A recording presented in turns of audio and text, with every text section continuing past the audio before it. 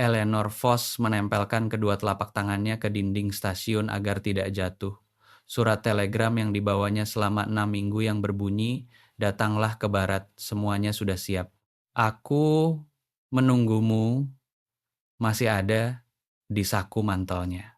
Dia bisa merasakannya di balik tulang rusuknya, perih bagai cap besi panas. Peron stasiun itu kosong. Tidak ada kereta kuda, tidak ada seekor kuda pun, tidak ada satu jiwa pun yang memanggil namanya. Dia hanya punya uang $11, sebuah koper yang retak, dan tidak ada tempat lagi untuk melarikan diri. Jika Anda menonton kisah ini dari tempat yang jauh dari kota Kansas yang berdebu ini, tuliskan kota Anda di kolom komentar. Saya ingin melihat seberapa jauh kisah Eleanor ini bertualang. Dan jika Anda menyimak sampai akhir, Anda akan mengetahui apakah seorang wanita yang telah kehilangan segalanya masih bisa menemukan satu hal yang tidak pernah berani dia impikan. Tekan tombol suka, berlangganan saluran kami, dan mari kita mulai. Kepala stasiun tidak mau menatap matanya. Itulah hal pertama yang disadari Eleanor saat melangkah melewati pintu stasiun, kopernya bergesekan dengan ambang pintu. Pria itu bertubuh kecil, bergelang tangan kurus, dengan noda tinta di kerah bajunya. Begitu dia mengenali wajah Eleanor, dia langsung berpura-pura sibuk memperhatikan sesuatu yang sangat penting di lantai di samping sepatu bot kirinya. "Saya Eleanor Foss," katanya. "Saya datang dari Nashville atas kesepakatan dengan Tuan Denton Marsh. Beliau seharusnya menjemput kereta siang." Rahang kepala stasiun itu terkatung-katung sesaat sebelum akhirnya bersuara, "Ya, Nyonya, apakah dia mengirim kabar, pesan, atau mungkin ada penundaan, Nyonya?"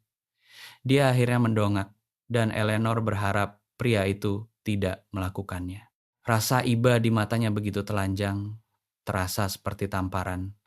Tuan Mars sudah meninggalkan Harlan Creek 4 hari yang lalu. Polisi sudah diberitahu. Ada telegram dari kantor pertanahan di Wichita. Tampaknya tanah yang diklaim miliknya itu sebenarnya bukan miliknya sejak awal. Eleanor membeku. Dia bisa mendengar detak jantungnya sendiri dengan sangat jelas. Cara seseorang menyadari sebuah suara hanya setelah seluruh ruangan menjadi sunyi senyap. Begitu, katanya. Dia sudah sering melakukannya. Suara kepala stasiun merendah, mencoba terdengar lembut, namun justru terdengar penuh rasa bersalah. 3 kali yang kami ketahui. Telegram, surat-surat melalui biro jodoh untuk memikat para wanita, membawa kabur uang yang dikirimkan terlebih dahulu, dan dia menunjuk ke peron kosong di belakang Eleanor.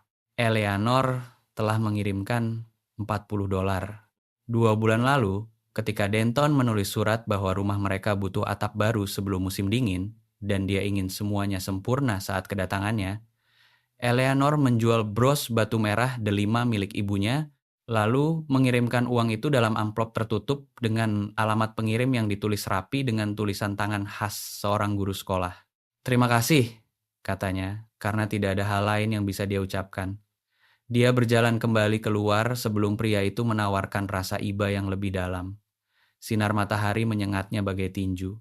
Itulah kekejaman musim panas Kansas tahun 1878, panas yang tidak sekedar menghangatkan, melainkan menekan dan meratakan segala yang disentuhnya agar tunduk.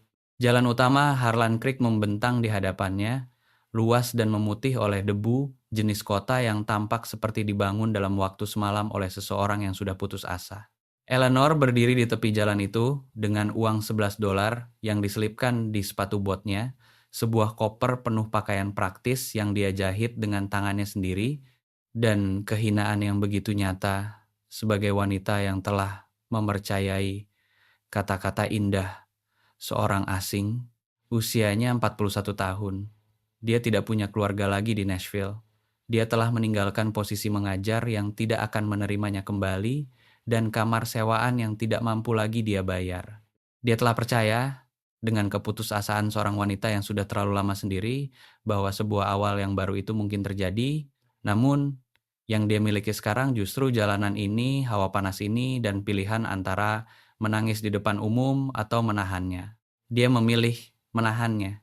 Toko kelontong adalah bangunan terdekat dengan pintu terbuka, dan Eleanor berjalan ke sana karena berjalan lebih baik daripada berdiam diri, dan berdiam diri lebih baik daripada menyerah. Lonceng di atas pintu berdenting saat dia masuk. Seorang wanita mendongak dari balik meja kasir, berbahu bidang dan bermata tajam dengan rambut beruban yang disanggul seadanya, serta celemek yang tampak sudah sering digunakan. Wanita itu menatap Eleanor sekilas dan berkata, "Anda pengantin dari Nashville itu." Tampaknya begitu. Dorothy Crane. Dia berjalan keluar dari balik meja kasir sambil menyekat tangannya. "Ini toko saya. Berapa banyak uang yang dia bawa kabur darimu?" Eleanor tidak menduga akan mendapat pertanyaan sebelak-belakan itu. Hal itu membuatnya sedikit goyah, lebih dari sekadar jika dia dikasihani $40. Astaga, Dorothy merapatkan bibirnya. Ini ketiga kalinya dia beraksi wanita kedua tahun ini.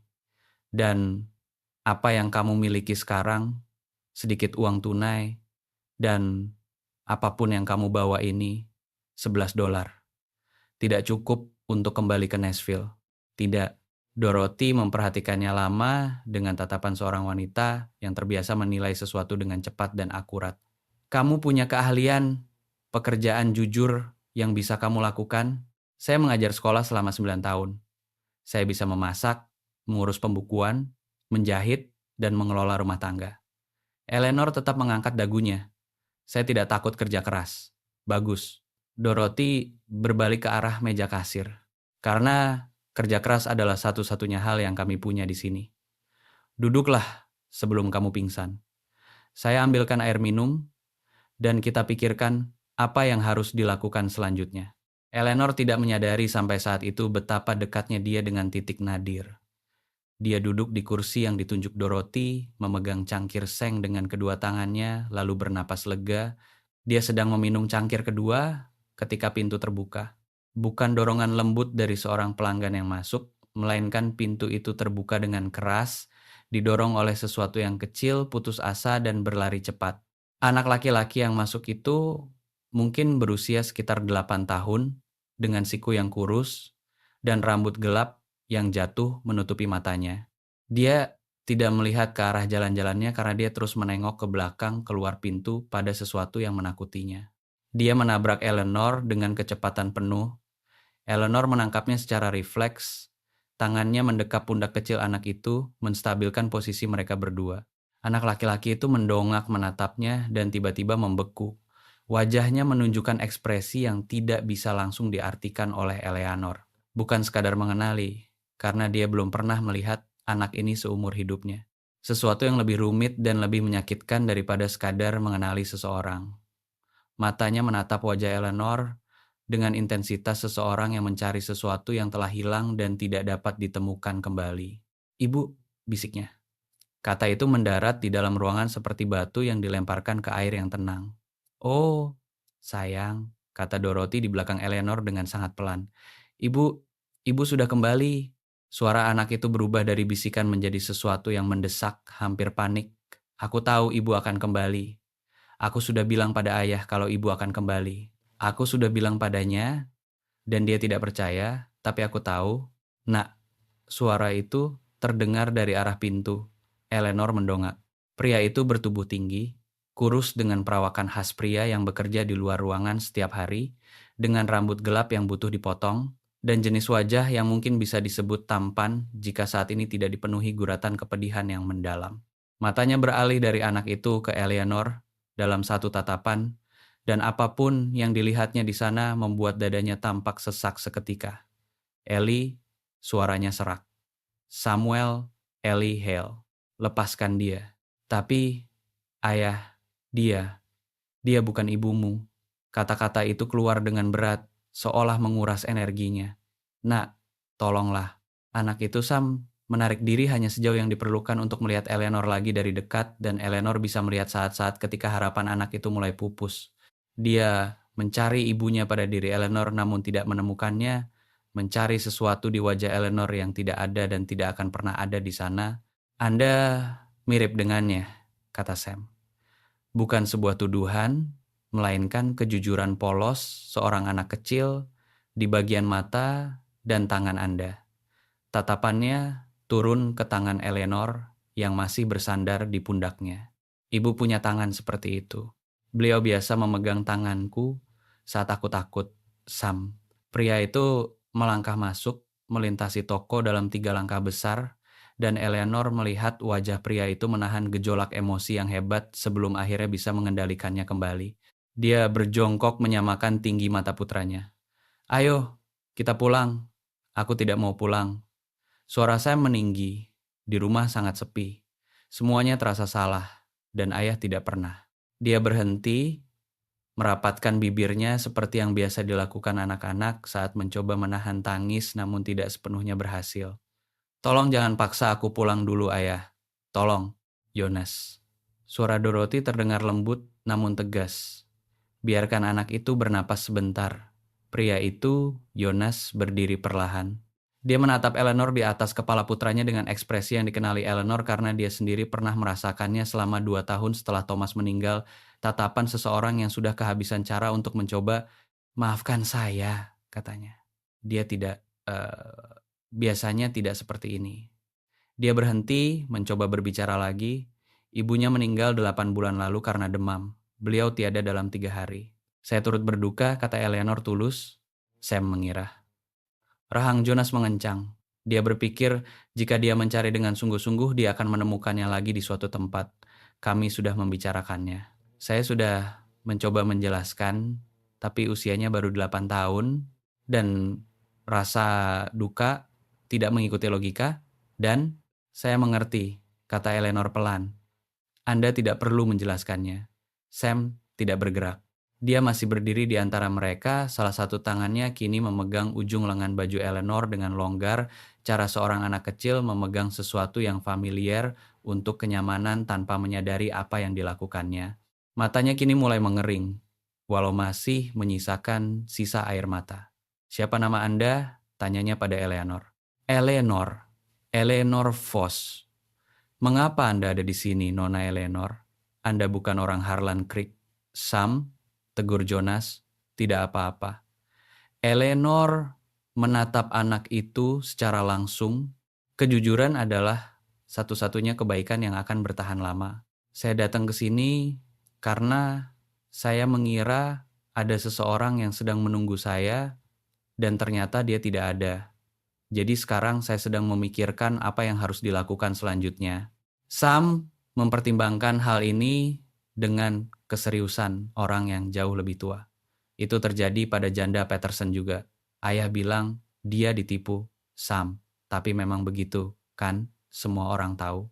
"Ayah bilang itu hal yang jahat untuk dilakukan pada seorang wanita." Sam menatap ayahnya. "Benar kan, ayah?" Wajah Jonas menunjukkan ekspresi yang rumit. "Benar, itu jahat."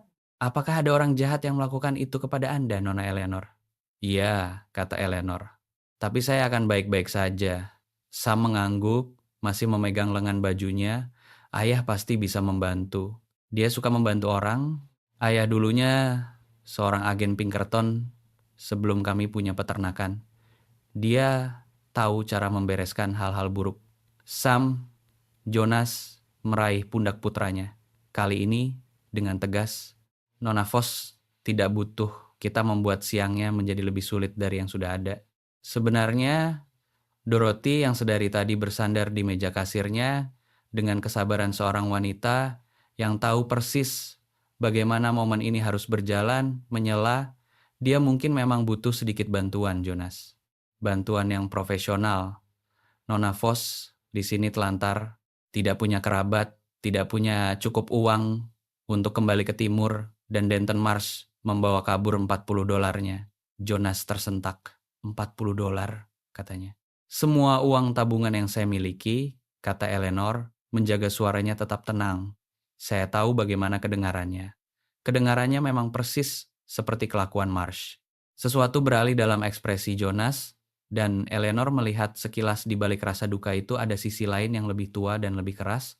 Tatapan seorang pria yang menghabiskan bertahun-tahun secara profesional mengamati orang-orang yang menyakiti orang lain.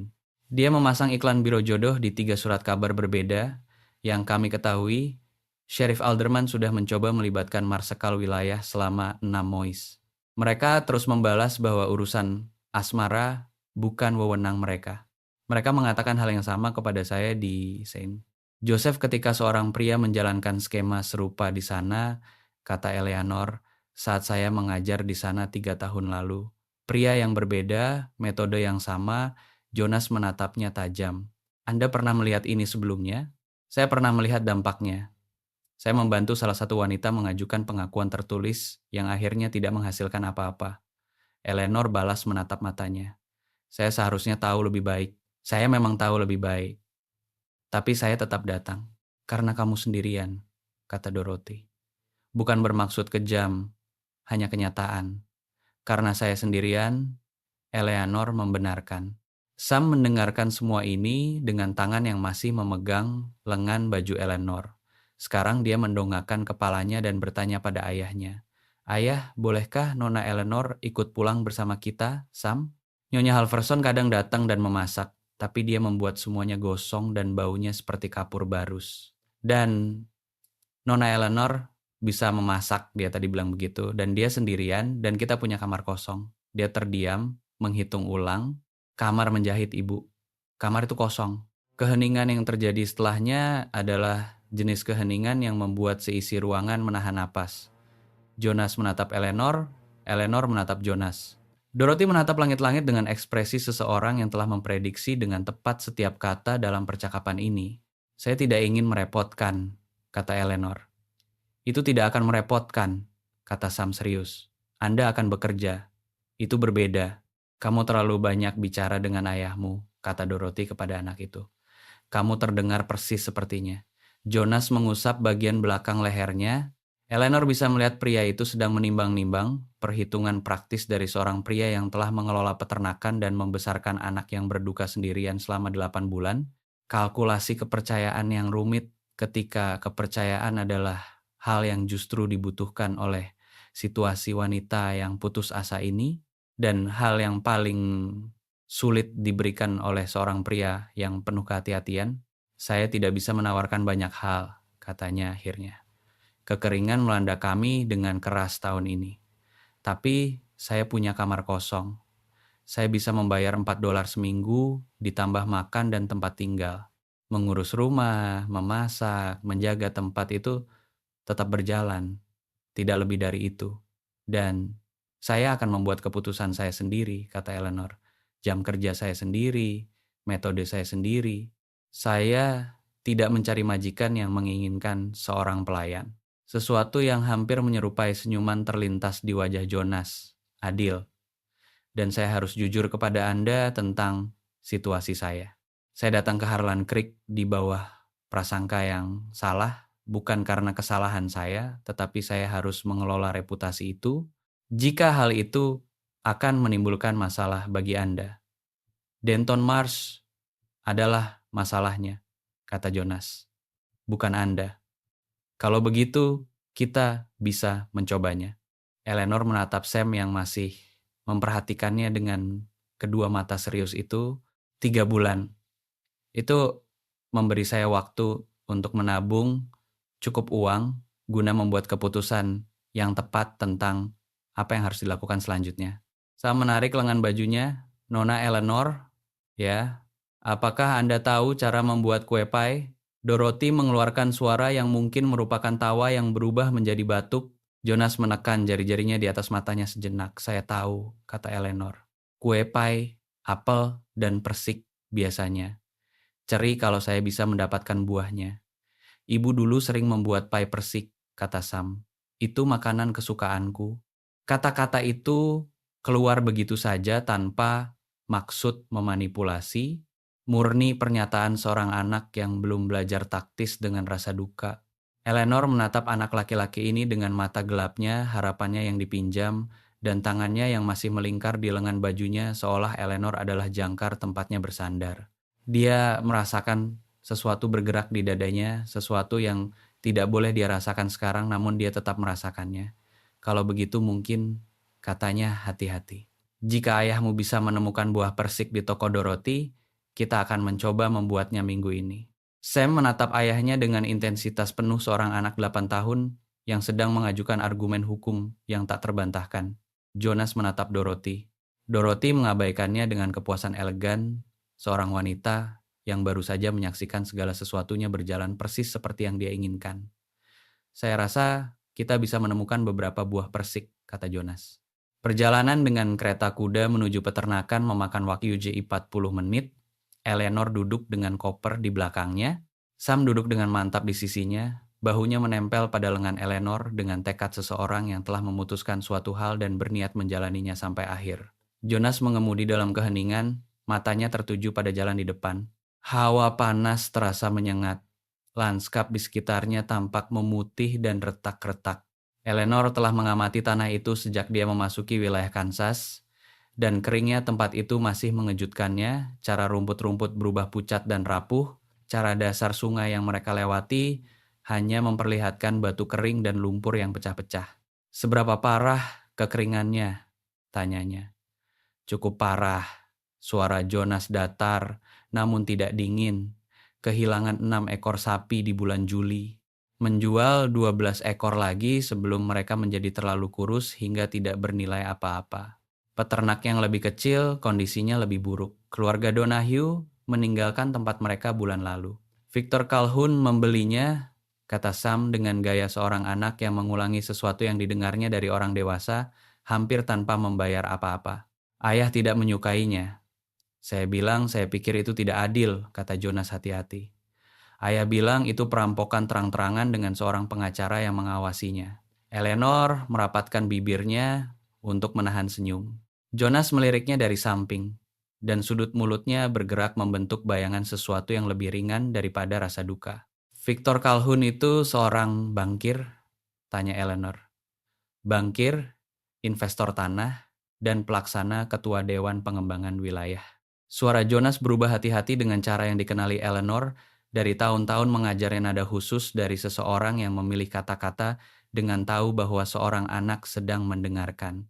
Dia sering membeli tanah akhir-akhir ini. Dari orang-orang putus asa yang tidak punya pilihan. Dari orang-orang yang tidak tahu bahwa mereka punya pilihan, koreksi Jonas. Itu berbeda. Eleanor memikirkan perbedaan itu sejenak. Anda dulunya seorang agen Pinkerton. Sam menyebutkannya.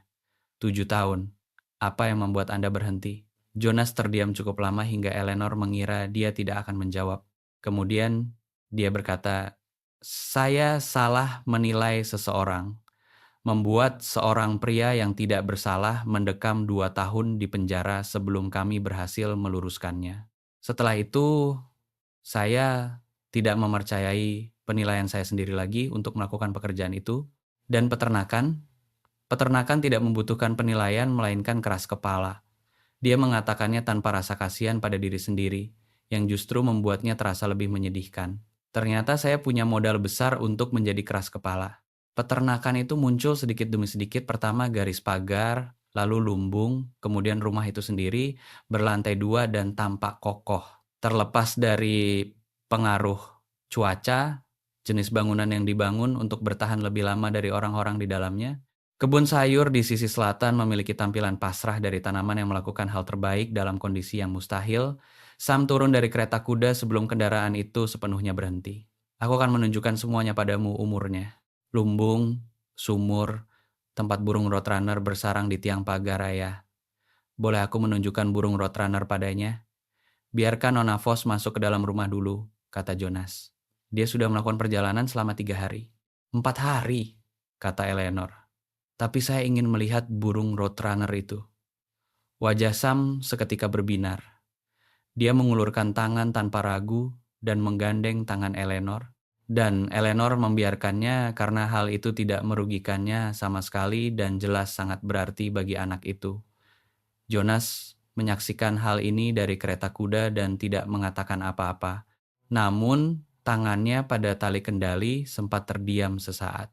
Bagian dalam rumah itu berbau debu dan pengabaian, dan di balik kedua hal itu, samar-samar tercium bayangan sebuah kehidupan yang dulunya dirawat dengan hati-hati dan kini sedang ditangisi dengan penuh kesedihan. Eleanor melihatnya dalam detail-detail kecil, celemek seorang wanita yang masih tergantung di pengait dekat kompor, digeser tetapi tidak dipindahkan. Sebuah gambar anak-anak yang disematkan di dinding ruangan utama dengan tulisan ibu dan aku yang ditulis dengan huruf-huruf tidak stabil dari Sam yang lebih muda. Jonas menunjukkan kamar itu padanya dengan singkatnya seorang pria yang tidak percaya pada dirinya sendiri untuk berlama-lama di dekatnya. Kecil, menghadap ke selatan, sebuah tempat tidur tunggal dengan kasur tanpa spray, sebuah jendela yang menghadap ke arah pegunungan.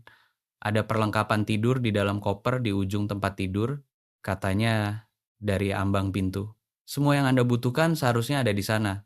Jika tidak ada, saya akan mengaturnya. Eleanor meletakkan tasnya. Terima kasih, saya tinggalkan Anda di sini. Dia terdiam. Sam akan berada di luar. Dia akan terus menunjukkan berbagai hal kepada Anda sampai Anda melarangnya dengan tegas. Jangan merasa terbebani. Saya tidak merasa terbebani, kata Eleanor. Dia anak yang baik, Jonas. Pria itu tersentak mendengar namanya disebut dari mulut Eleanor, nyaris tidak terlihat, sebuah gerakan kecil yang tidak disengaja.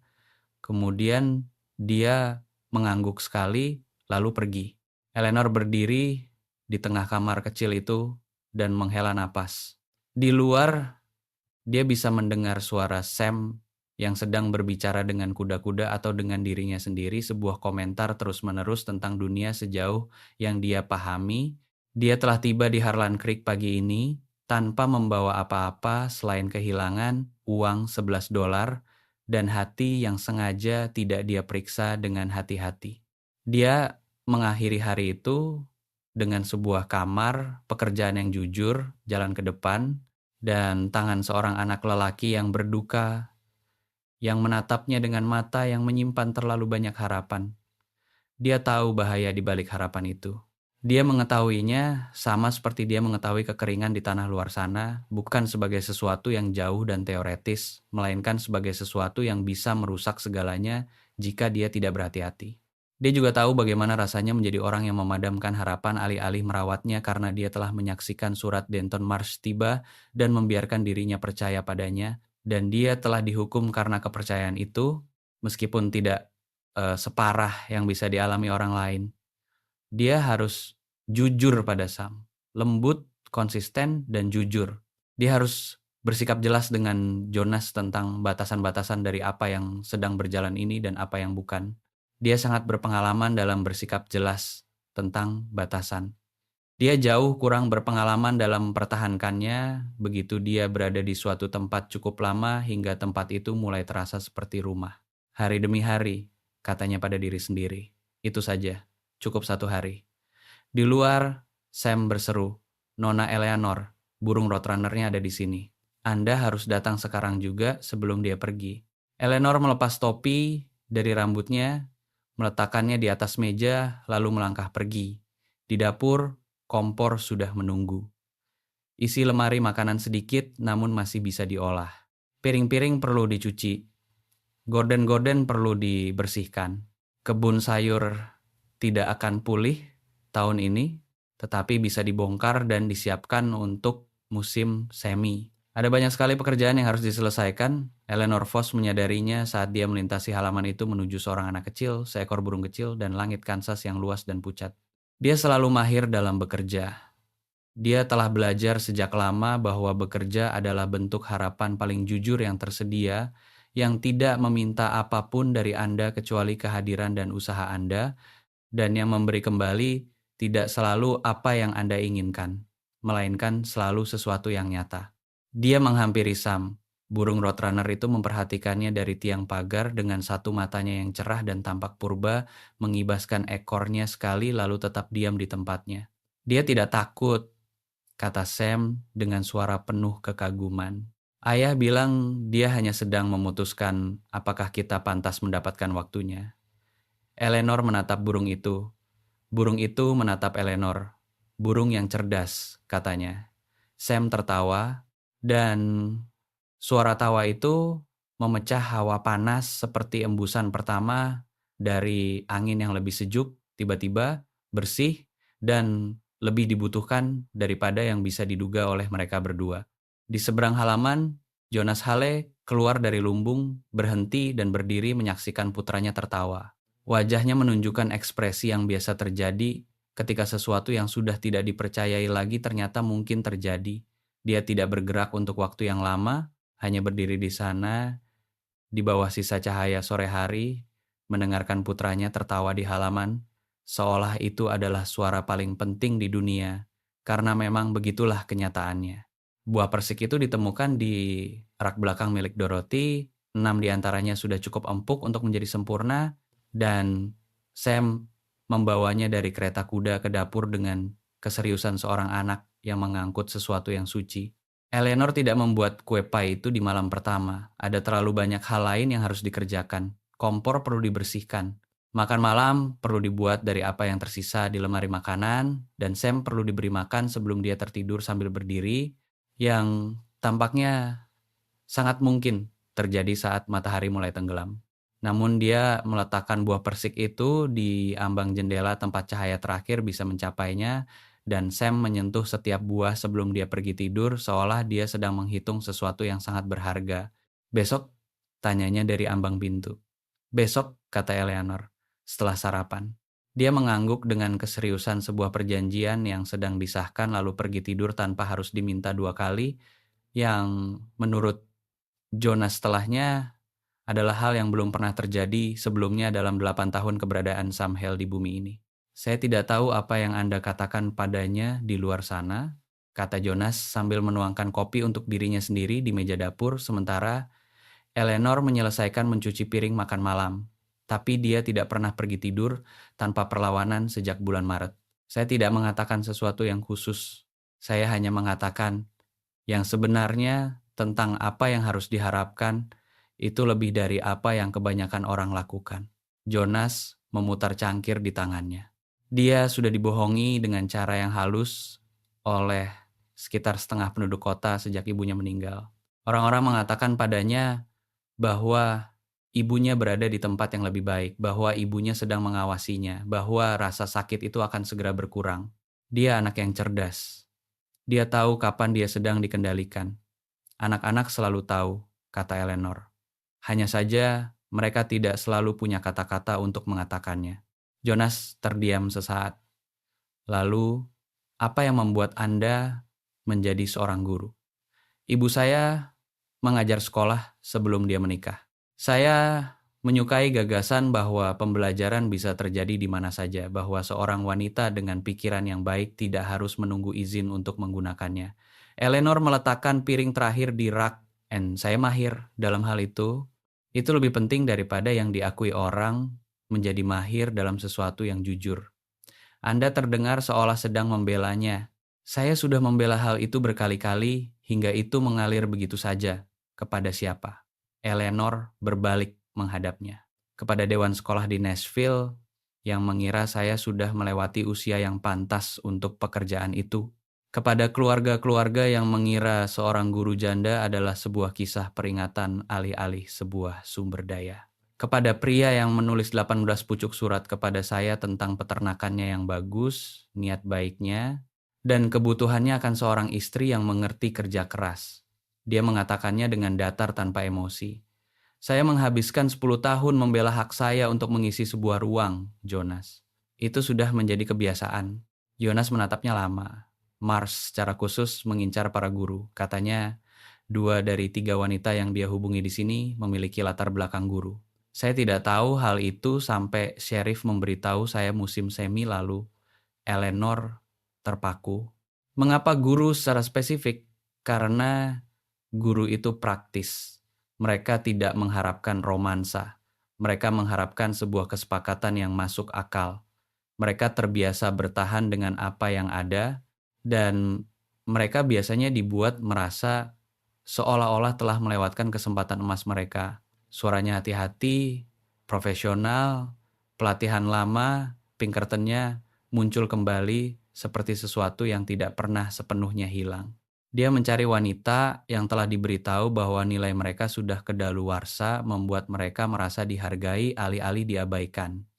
Itu jenis kekejaman yang sangat terencana. Eleanor duduk di seberangnya. "Anda sudah memikirkan hal ini?" Selama 6 bulan, sejak wanita Peterson itu datang ke sini dan pergi sambil menangis, Jonas meletakkan cangkirnya. "Saya melaporkan semua yang saya ketahui ke kantor Marskal wilayah.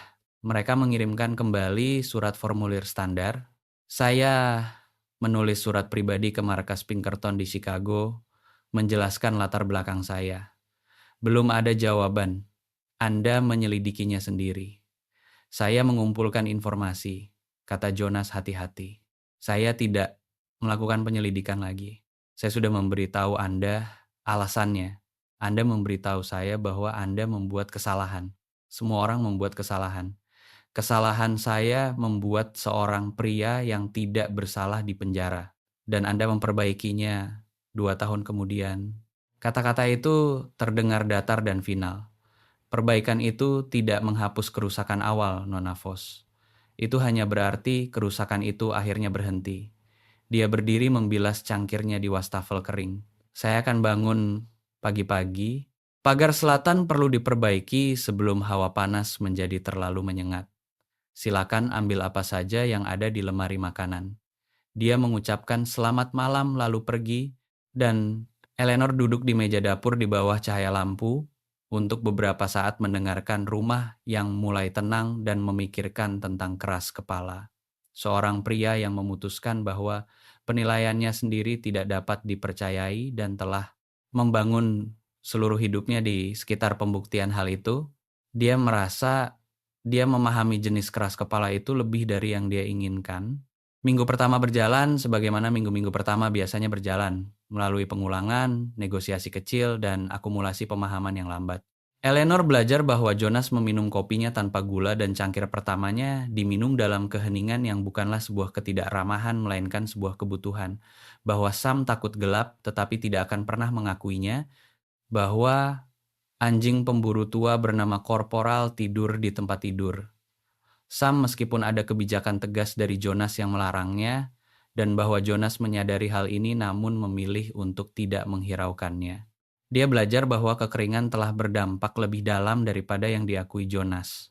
Jumlah ternak turun menjadi 14 ekor. 2 tetangga telah menjual tanah mereka kepada Victor Calhoun dalam sebulan terakhir, keduanya dengan harga yang membuat rahang Jonas mengencang setiap kali dia menyebutkannya. Bank memegang surat utang atas properti Hale yang akan jatuh tempo pada bulan November, dan kerugian musim panas ini membuat bulan November tampak jauh lebih genting daripada bulan April lalu. Dia tidak mempelajari hal-hal ini dari Jonas. Dia mempelajarinya dari Sam yang mewarisi keahlian pengamatan ayahnya dan ketidakmampuan total ibunya untuk berpura-pura bahwa segala sesuatunya berbeda dari yang sebenarnya. Ayah khawatir tentang uang, kata Sam kepadanya suatu pagi saat Eleanor sedang menguleni adonan roti, dan Sam berpura-pura membantu dengan menambahkan tepung pada interval yang tidak teratur. Dia mengeluarkan buku besar di malam hari ketika dia mengira aku sudah tidur. Itu urusan antara ayahmu dan buku besar itu, kata Eleanor. Dia begadang sangat larut, tambah Sam sambil menambahkan segenggam tepung dengan penuh semangat. Aku mendengarnya berjalan-jalan. Dia tidak pernah berjalan-jalan di malam hari sebelum ibu sakit. Rasa duka membuat orang tetap terjaga. Apakah memang begitu? Sam tampak mempertimbangkan hal ini. Aku kira itu karena uang, kadang-kadang karena kedua hal itu sekaligus. Sam terdiam sesaat sambil menepuk-nepuk adonan dengan tangan kecilnya, meniru gerakan Eleanor secara kasar. Nona Eleanor, apakah Anda sedih karena pria yang tidak ada di sana itu? Eleanor terus menguleni dengan mantap dan merata. Sedikit, tidak sebanyak yang saya duga. Mengapa tidak? Karena saya sibuk, kata Eleanor jujur. Dan karena menjadi sibuk di sini terasa lebih berguna daripada merasa sedih tentang apa yang ada di sana. Sam memikirkan hal ini. Ibu dulu sering berkata bahwa kesedihan hanyalah cinta yang tidak tahu harus kemana. Tangan Eleanor melambat pada adonan roti itu. Dia menatap anak laki-laki ini, berusia 8 tahun, dan membawa kebijaksanaan ibunya di dalam dadanya, seperti sebuah lentera, dan merasakan beban penuh dari apa yang telah hilang dari rumah tangga ini, dan yang masih terus hilang secara diam-diam setiap hari. Ibumu terdengar seperti orang yang sangat bijaksana, kata Eleanor. Beliau memang begitu, kata Sam sederhana. Aku sedang mencoba mengingat semua yang beliau katakan sebelum aku melupakannya. Eleanor menekan telapak tangannya mendatar pada adonan dan bernapas hati-hati melalui hidungnya sejenak sebelum dia mempercayai suaranya lagi. Katakan padaku satu hal yang beliau katakan. Sesuatu yang tidak ingin kamu lupakan. Wajah Sam tampak menerawang ke dalam ingatan, mencari. Beliau berkata orang-orang yang layak dipertahankan adalah mereka yang tetap tinggal ketika tinggal itu terasa sulit. Dia mendongak. Beliau mengatakan itu kepada ayah sekali waktu ketika ayah ingin kembali ke pekerjaan detektif. Beliau tidak pergi. Benarkah begitu? Ayah tetap tinggal. Sam menambahkan satu jumput terakhir tepung sambil berpikir. Aku rasa itu pilihan yang tepat. Bukankah begitu? Saya rasa, kata Eleanor, bahwa beberapa hal membutuhkan waktu yang sangat lama untuk diketahui apakah hal itu benar. Kue pie itu matang dengan baik. Eleanor tahu kue itu enak bahkan sebelum dia mengeluarkannya dari oven, bisa mengetahuinya dari aromanya bahwa gula dan buah telah menyatu sebagaimana mestinya. Sam berdiri di ambang pintu dapur dan mengikuti pergerakan loyang ke ambang jendela dengan matanya seperti seekor kucing yang sedang mengawasi seekor burung, sabar dan mutlak. Jonas masuk untuk makan siang dan berhenti di ambang pintu dapur ketika aroma itu mencapainya. Eleanor memperhatikannya tanpa terlihat sedang memperhatikan. Menyaksikan wajah pria itu menunjukkan ekspresi pribadi yang rumit seperti yang biasa terjadi pada wajah-wajah ketika sebuah memori sensorik tiba tanpa peringatan dan pikiran belum menyiapkan pertahanan apapun. Persik, katanya. Tidak kepada siapapun secara khusus dari toko Dorothy. Eleanor menata piring di atas meja. Duduklah, kue ini perlu didinginkan sebelum kita memotongnya, jadi Anda harus menyelesaikan makan siang dulu. Aku bisa menunggu, umum Sam dengan nada seseorang yang berniat menderita dengan mulia. Dia menikmati makanan yang rasanya sudah tidak dipedulikan lagi oleh Jonas berbulan-bulan lalu. Kacang-kacangan yang dibumbui dengan benar, roti jagung yang enak dengan pinggiran yang renyah, sayuran hijau awal dari kebun yang sedang bertahan hidup yang diberi cuka dan sedikit garam. Eleanor telah menemukan cara untuk membuat semua makanan yang biasa dimakan Jonas sendirian di dapur ini terasa seperti makanan kembali, bukan sekedar bahan bakar pengisi perut, dan Jonas tidak yakin apakah harus bersyukur atau merasa terusik oleh seberapa besar arti hal itu baginya. Wakil Sheriff Alston berkuda ke sini pagi ini saat Anda berada di pagar selatan, kata Eleanor sambil menyerahkan roti jagung. Dia meninggalkan pesan bahwa kantor marsekal wilayah telah mengirim seorang penyelidik untuk memeriksa aktivitas Denton Marsh. Jonas mendongak tajam. Kapan? Penyelidik itu tiba hari Kamis. Wakil Sheriff ingin Anda tahu karena dia bilang Anda memiliki lebih banyak informasi yang terdokumentasi daripada siapapun di wilayah ini. Dia balas menatap matanya dengan mantap. Dia juga bilang Victor Calhoun sudah meminta Dewan Wilayah untuk menunjuk dirinya sendiri sebagai penghubung masyarakat untuk penyelidikan tersebut. Jonas meletakkan garpunya. Calhoun tidak ada hubungannya dengan Marsh. Wakil Sheriff Alston mengatakan hal yang sama. Dia juga bilang Calhoun menawarkan diri untuk menjamu penyelidik itu di rumahnya dan memberinya pengarahan penuh tentang sejarah wilayah ini baru-baru ini sebelum saksi lain dihubungi. Eleanor berbicara dengan nada menyampaikan informasi yang datar. Saya rasa Anda harus tahu. Pria itu benar-benar. Jonas berhenti karena mengingat ada Sam. Dia mengambil garpunya kembali. Terima kasih sudah memberitahu saya. Ada hal lain? Kata Eleanor. Wakil Sheriff Alston juga menyebutkan bahwa 2 dari kontak Marsh sebelumnya telah menulis surat ke kantor sheriff dalam seminggu terakhir. Wanita-wanita yang sebelumnya tidak mengajukan tuntutan, mereka bersedia bersaksi sekarang. Apa yang mengubah pikiran mereka? Tampaknya kabar telah sampai kepada mereka bahwa ada seseorang yang bersedia tinggal dan melawan. Eleanor menatap piringnya. Wakil Sheriff Alston mengisyaratkan bahwa seseorang itu adalah saya. Dapur menjadi sunyi kecuali suara Sam yang sedang makan dengan penuh konsentrasi dan hati-hati. Apakah kamu bersedia? Tanya Jonas. Untuk bersaksi, melakukan apapun yang diperlukan untuk mengajukan tuntutan resmi?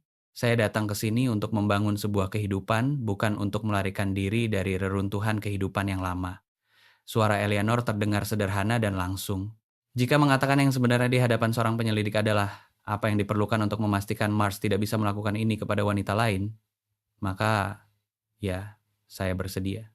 Jonas menatapnya dengan ekspresi yang mulai dikenali Eleanor, ekspresi yang mengatakan bahwa pelatihan Pinkertonnya sedang menjalankan penilaian sementara bagian dirinya yang lain mencoba menyusul. Kamu tidak seperti yang saya duga, katanya.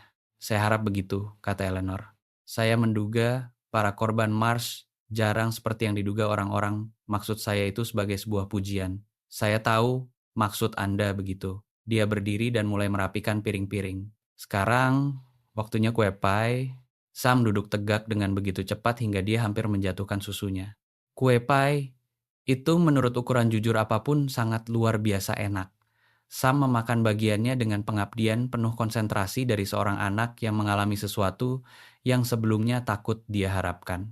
Di tengah jalan, dia meletakkan garpunya dan berkata dengan sangat pelan. Rasanya berbeda dari buatan ibu. Suasana meja makan seketika menahan napas. Tentu saja berbeda, kata Eleanor. Kue pie persik saya adalah kue pie persik saya. Ibumu punya versinya sendiri. Rasanya tidak sama dan memang tidak seharusnya sama. Sam menatapnya. Apakah itu tidak apa-apa? Itu sangat tidak apa-apa. Artinya kamu bisa merasakan keduanya. Kamu bisa mengingat buatan ibumu dan kamu bisa mengenal buatan saya dan keduanya bisa sama anak dengan cara yang berbeda. Sam mengambil garpunya kembali. Dia mengambil suapan lagi dan mengunyahnya dengan penuh pemikiran. Dua-duanya enak, katanya akhirnya. Dua-duanya enak, Eleanor membenarkan. Jonas sedang menatap meja ketika Eleanor meliriknya. Tetapi rahangnya bergerak-gerak dengan cara rahang seorang pria bergerak-gerak ketika dia sedang menahan sesuatu yang sebenarnya memiliki hak penuh untuk keluar. Eleanor tidak mengatakan apa-apa. Dia memotongkan potongan kedua untuk Jonas tanpa bertanya dan meletakkannya di hadapannya, dan Jonas memakannya dalam keheningan, dan itu sudah cukup. Dorothy lah yang pertama kali memberitahu Eleanor tentang Margaret Hale. Eleanor datang ke toko itu 3 hari setelah menetap di peternakan karena membutuhkan garam dan benang, dan Dorothy telah menariknya ke ruang belakang dengan efisiensi konspirasi seorang wanita yang percaya pada informasi sebagai bentuk perlindungan. Kamu harus tahu tentang dia sebelum kamu mendengarnya dari seseorang yang kurang berbaik hati, kata Dorothy sambil menuangkan 2 cangkir kopi dengan keramahan otomatis seorang wanita yang melakukan semua percakapan serius di dekat kompor. Margaret Hale, istri Jonas.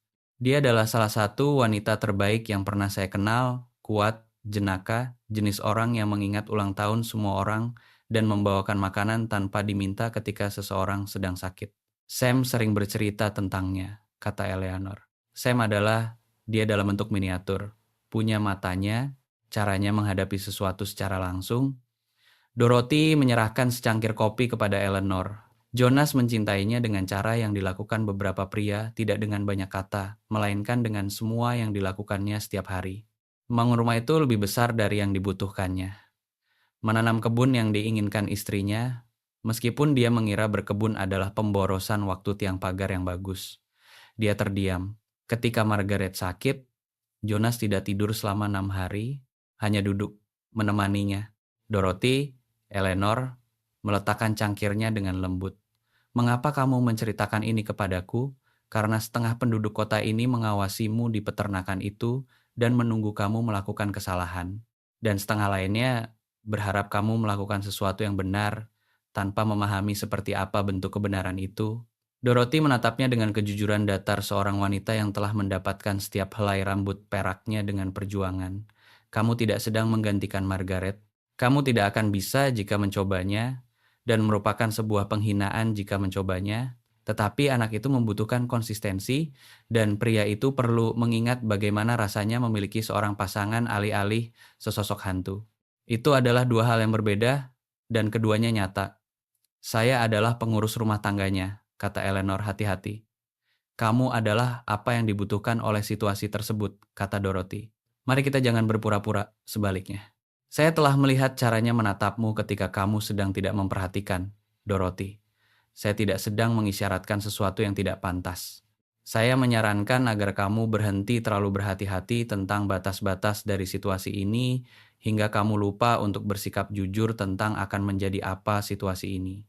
Dia mengambil cangkirnya sendiri. Hal terburuk yang terjadi dalam rasa duka bukanlah rasa duka itu sendiri, melainkan cara orang-orang berhenti mengharapkan hal-hal baik karena mereka telah belajar bahwa hal-hal baik itu akan berakhir. Jonas berhenti berharap. Kamu bisa membantunya mengingat bagaimana caranya. Eleanor terdiam cukup lama, dan jika saya pergi, jika saya menabung cukup uang dan membuat pilihan lain, Dorothy menatapnya dengan mata yang telah menyaksikan banyak musim dingin. Maka kamu pergi dengan jujur dan dengan pemberitahuan yang tepat. Dan kamu tidak berpura-pura tidak tahu apa yang sedang kamu tinggalkan. Itu adalah satu-satunya versi kepergian yang tidak menimbulkan kerusakan. Eleanor membawa percakapan itu pulang bersamanya di atas kereta kuda, membiarkannya duduk di sampingnya seperti seorang penumpang. Bobotnya terasa besar dan arahnya belum jelas. Masalahnya adalah Dorothy benar. Eleanor bisa merasakan dirinya mulai menetap, bisa merasakan batas-batas dari satu sementara itu mulai melunak dengan setiap pagi dia terbangun di rumah ini, setiap malam dia duduk di meja ini, dan setiap kali tangan Sam menemukan tangannya dengan keyakinan tanpa sadar dari seorang anak yang telah memutuskan pilihannya pada seseorang, dia telah mengatakan pada dirinya sendiri bahwa ini adalah hubungan profesional. She telah mengatakan pada dirinya sendiri bahwa dia hanya sekadar mahir dalam pekerjaannya. Dia memang mahir dalam pekerjaannya. Bagian itu benar, tetapi itu bukanlah seluruh kebenaran, dan Eleanor Foss telah menghabiskan terlalu banyak waktu mengatakan pada dirinya sendiri kebenaran yang setengah-setengah dan menyebutnya sudah cukup.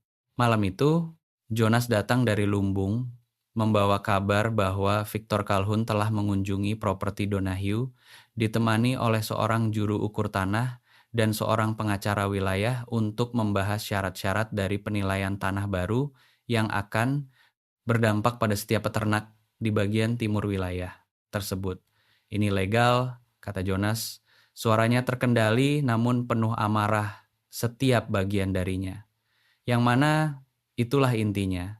Calhoun sangat berhati-hati untuk tetap berada tepat di sisi yang benar dari setiap garis batas. Begitulah cara kerja orang-orang seperti dia, kata Eleanor. Mereka menggunakan hukum dengan cara orang lain menggunakan senjata secara tepat dan hanya ketika mereka yakin senjata itu akan menebas ke arah yang benar. Jonas menatapnya tajam. Kamu pernah melihat ini sebelumnya. Bukan di sini, tapi metodenya sudah kuno. Eleanor meletakkan 2 cangkir di atas meja lalu duduk di seberangnya.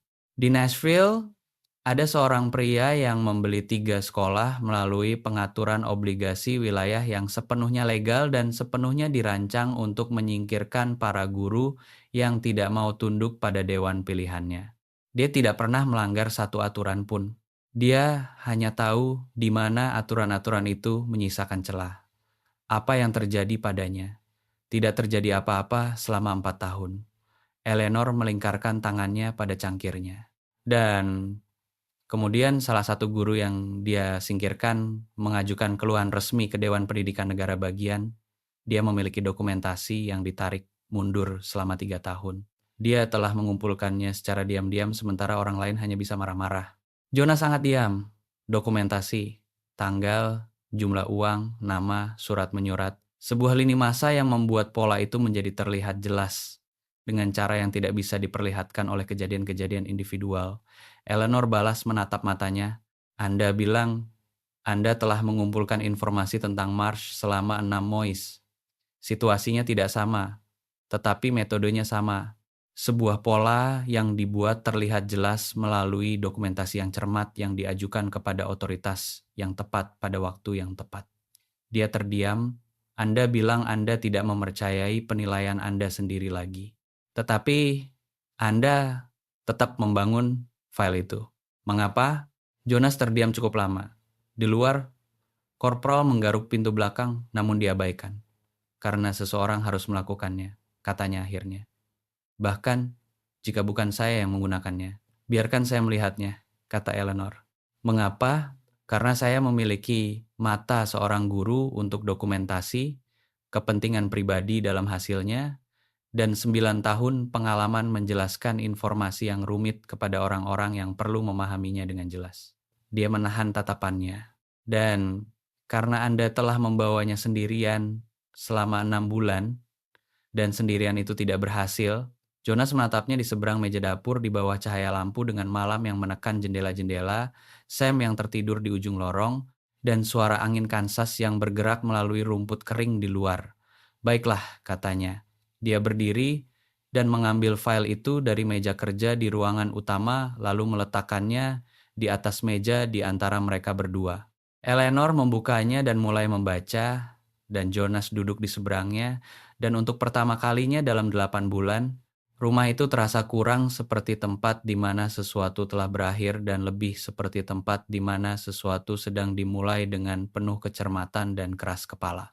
File itu ternyata lebih tebal dari yang duga Eleanor. Jonas telah bersikap menyeluruh dengan gaya seorang pria yang menghabiskan 7 tahun mempelajari bahwa detail adalah perbedaan antara keadilan dan sebuah surat permintaan maaf yang sopan. Ada salinan iklan biro jodoh yang dipasang Marsh di 4 surat kabar berbeda di 3 negara bagian. Ada pengakuan tertulis dari Sheriff Alderman, pernyataan dari Dorothy dan 2 penduduk Harlan Creek lainnya yang telah berinteraksi dengan Marsh selama dia berada di wilayah tersebut. Ada catatan properti yang menunjukkan tanah yang diklaim milik Marsh disilang rujuk dengan dokumen wilayah yang membuktikan tanah itu tidak pernah menjadi miliknya. Ada 2 pucuk surat dari para korban sebelumnya yang tiba minggu lalu, masing-masing ditulis dengan hati-hati, penuh rasa malu, sekaligus amarah dalam porsi yang sama. Dan di bagian belakang file dalam amplop terpisah, ada 17 halaman bertuliskan tangan Jonas sendiri yang sama sekali tidak ada hubungannya dengan Marsh. Eleanor mendongak dari halaman-halaman itu. Victor Calhoun. Itu urusan terpisah. Itu ada di dalam file yang sama. Karena metodenya sama. Jonas condong ke depan, menyandarkan sikunya di atas meja. Marsh mengincar wanita yang terisolasi. Calhoun mengincar pemilik tanah yang terisolasi. Mangsa yang berbeda, struktur yang identik. Temukan seseorang tanpa sumber daya atau koneksi. Ciptakan krisis atau manfaatkan krisis yang sudah ada. Tawarkan solusi yang merugikan mereka sepenuhnya. Dia mengetuk halaman-halaman itu. Itu adalah 17 kejadian selama 4 tahun. Cukup kecil secara individual hingga tidak ada yang menghubungkannya. Jika digabungkan, mereka membentuk sebuah pola, kata Eleanor. Pola yang sama dengan yang saya ceritakan kepada Anda minggu lalu. Pola yang sama, Eleanor melihat halaman-halaman itu, penjualan properti di bawah nilai taksiran, perjanjian pinjaman dengan syarat-syarat yang bergeser setelah penandatanganan, sebuah perselisihan batas tanah yang entah bagaimana terselesaikan dengan menguntungkan Calhoun, meskipun catatan survei asli menyatakan sebaliknya. Seorang janda bernama Clara Jennings yang menjual 40 hektar tanahnya seharga $60 pada bulan Februari dan kini tinggal di sebuah kamar di atas kedai minum karena tidak punya tempat lain untuk pergi. Apakah Sheriff Alderman tahu tentang ini? Alderman tahu tentang Calhoun sama seperti semua orang di wilayah ini tahu tentang Calhoun, kata Jonas. Artinya dia tahu dan tidak bisa membuktikan apa-apa dan dia takut akan apa yang terjadi jika dia mencoba lalu gagal. Dan penyelidik Marskal wilayah yang tiba hari Kamis, dia kesini urusan Marsh. Kata Eleanor pelan. Karena saya mengajukan keluhan dan 2 wanita lainnya ikut maju. Wanita-wanita yang berhasil diyakinkan karena kabar sampai kepada mereka bahwa ada seseorang yang tinggal untuk melawan. Dia meletakkan halaman-halaman itu dengan hati-hati. Jonas, bagaimana jika mandat penyelidik itu bisa diperluas? Jonas langsung membeku. Bukan begitu cara kerjanya. Justru persis begitu cara kerjanya. Mandat seorang penyelidik meluas ketika bukti yang diajukan melebihi keluhan awal itu adalah prosedur standar. Dia menatap matanya. Saya tahu ini karena saya menyaksikan hal itu terjadi di Nashville dengan situasi dewan sekolah. Keluhan awal adalah tentang 1 sekolah. Penyelidikan akhirnya mencakup 14 sekolah.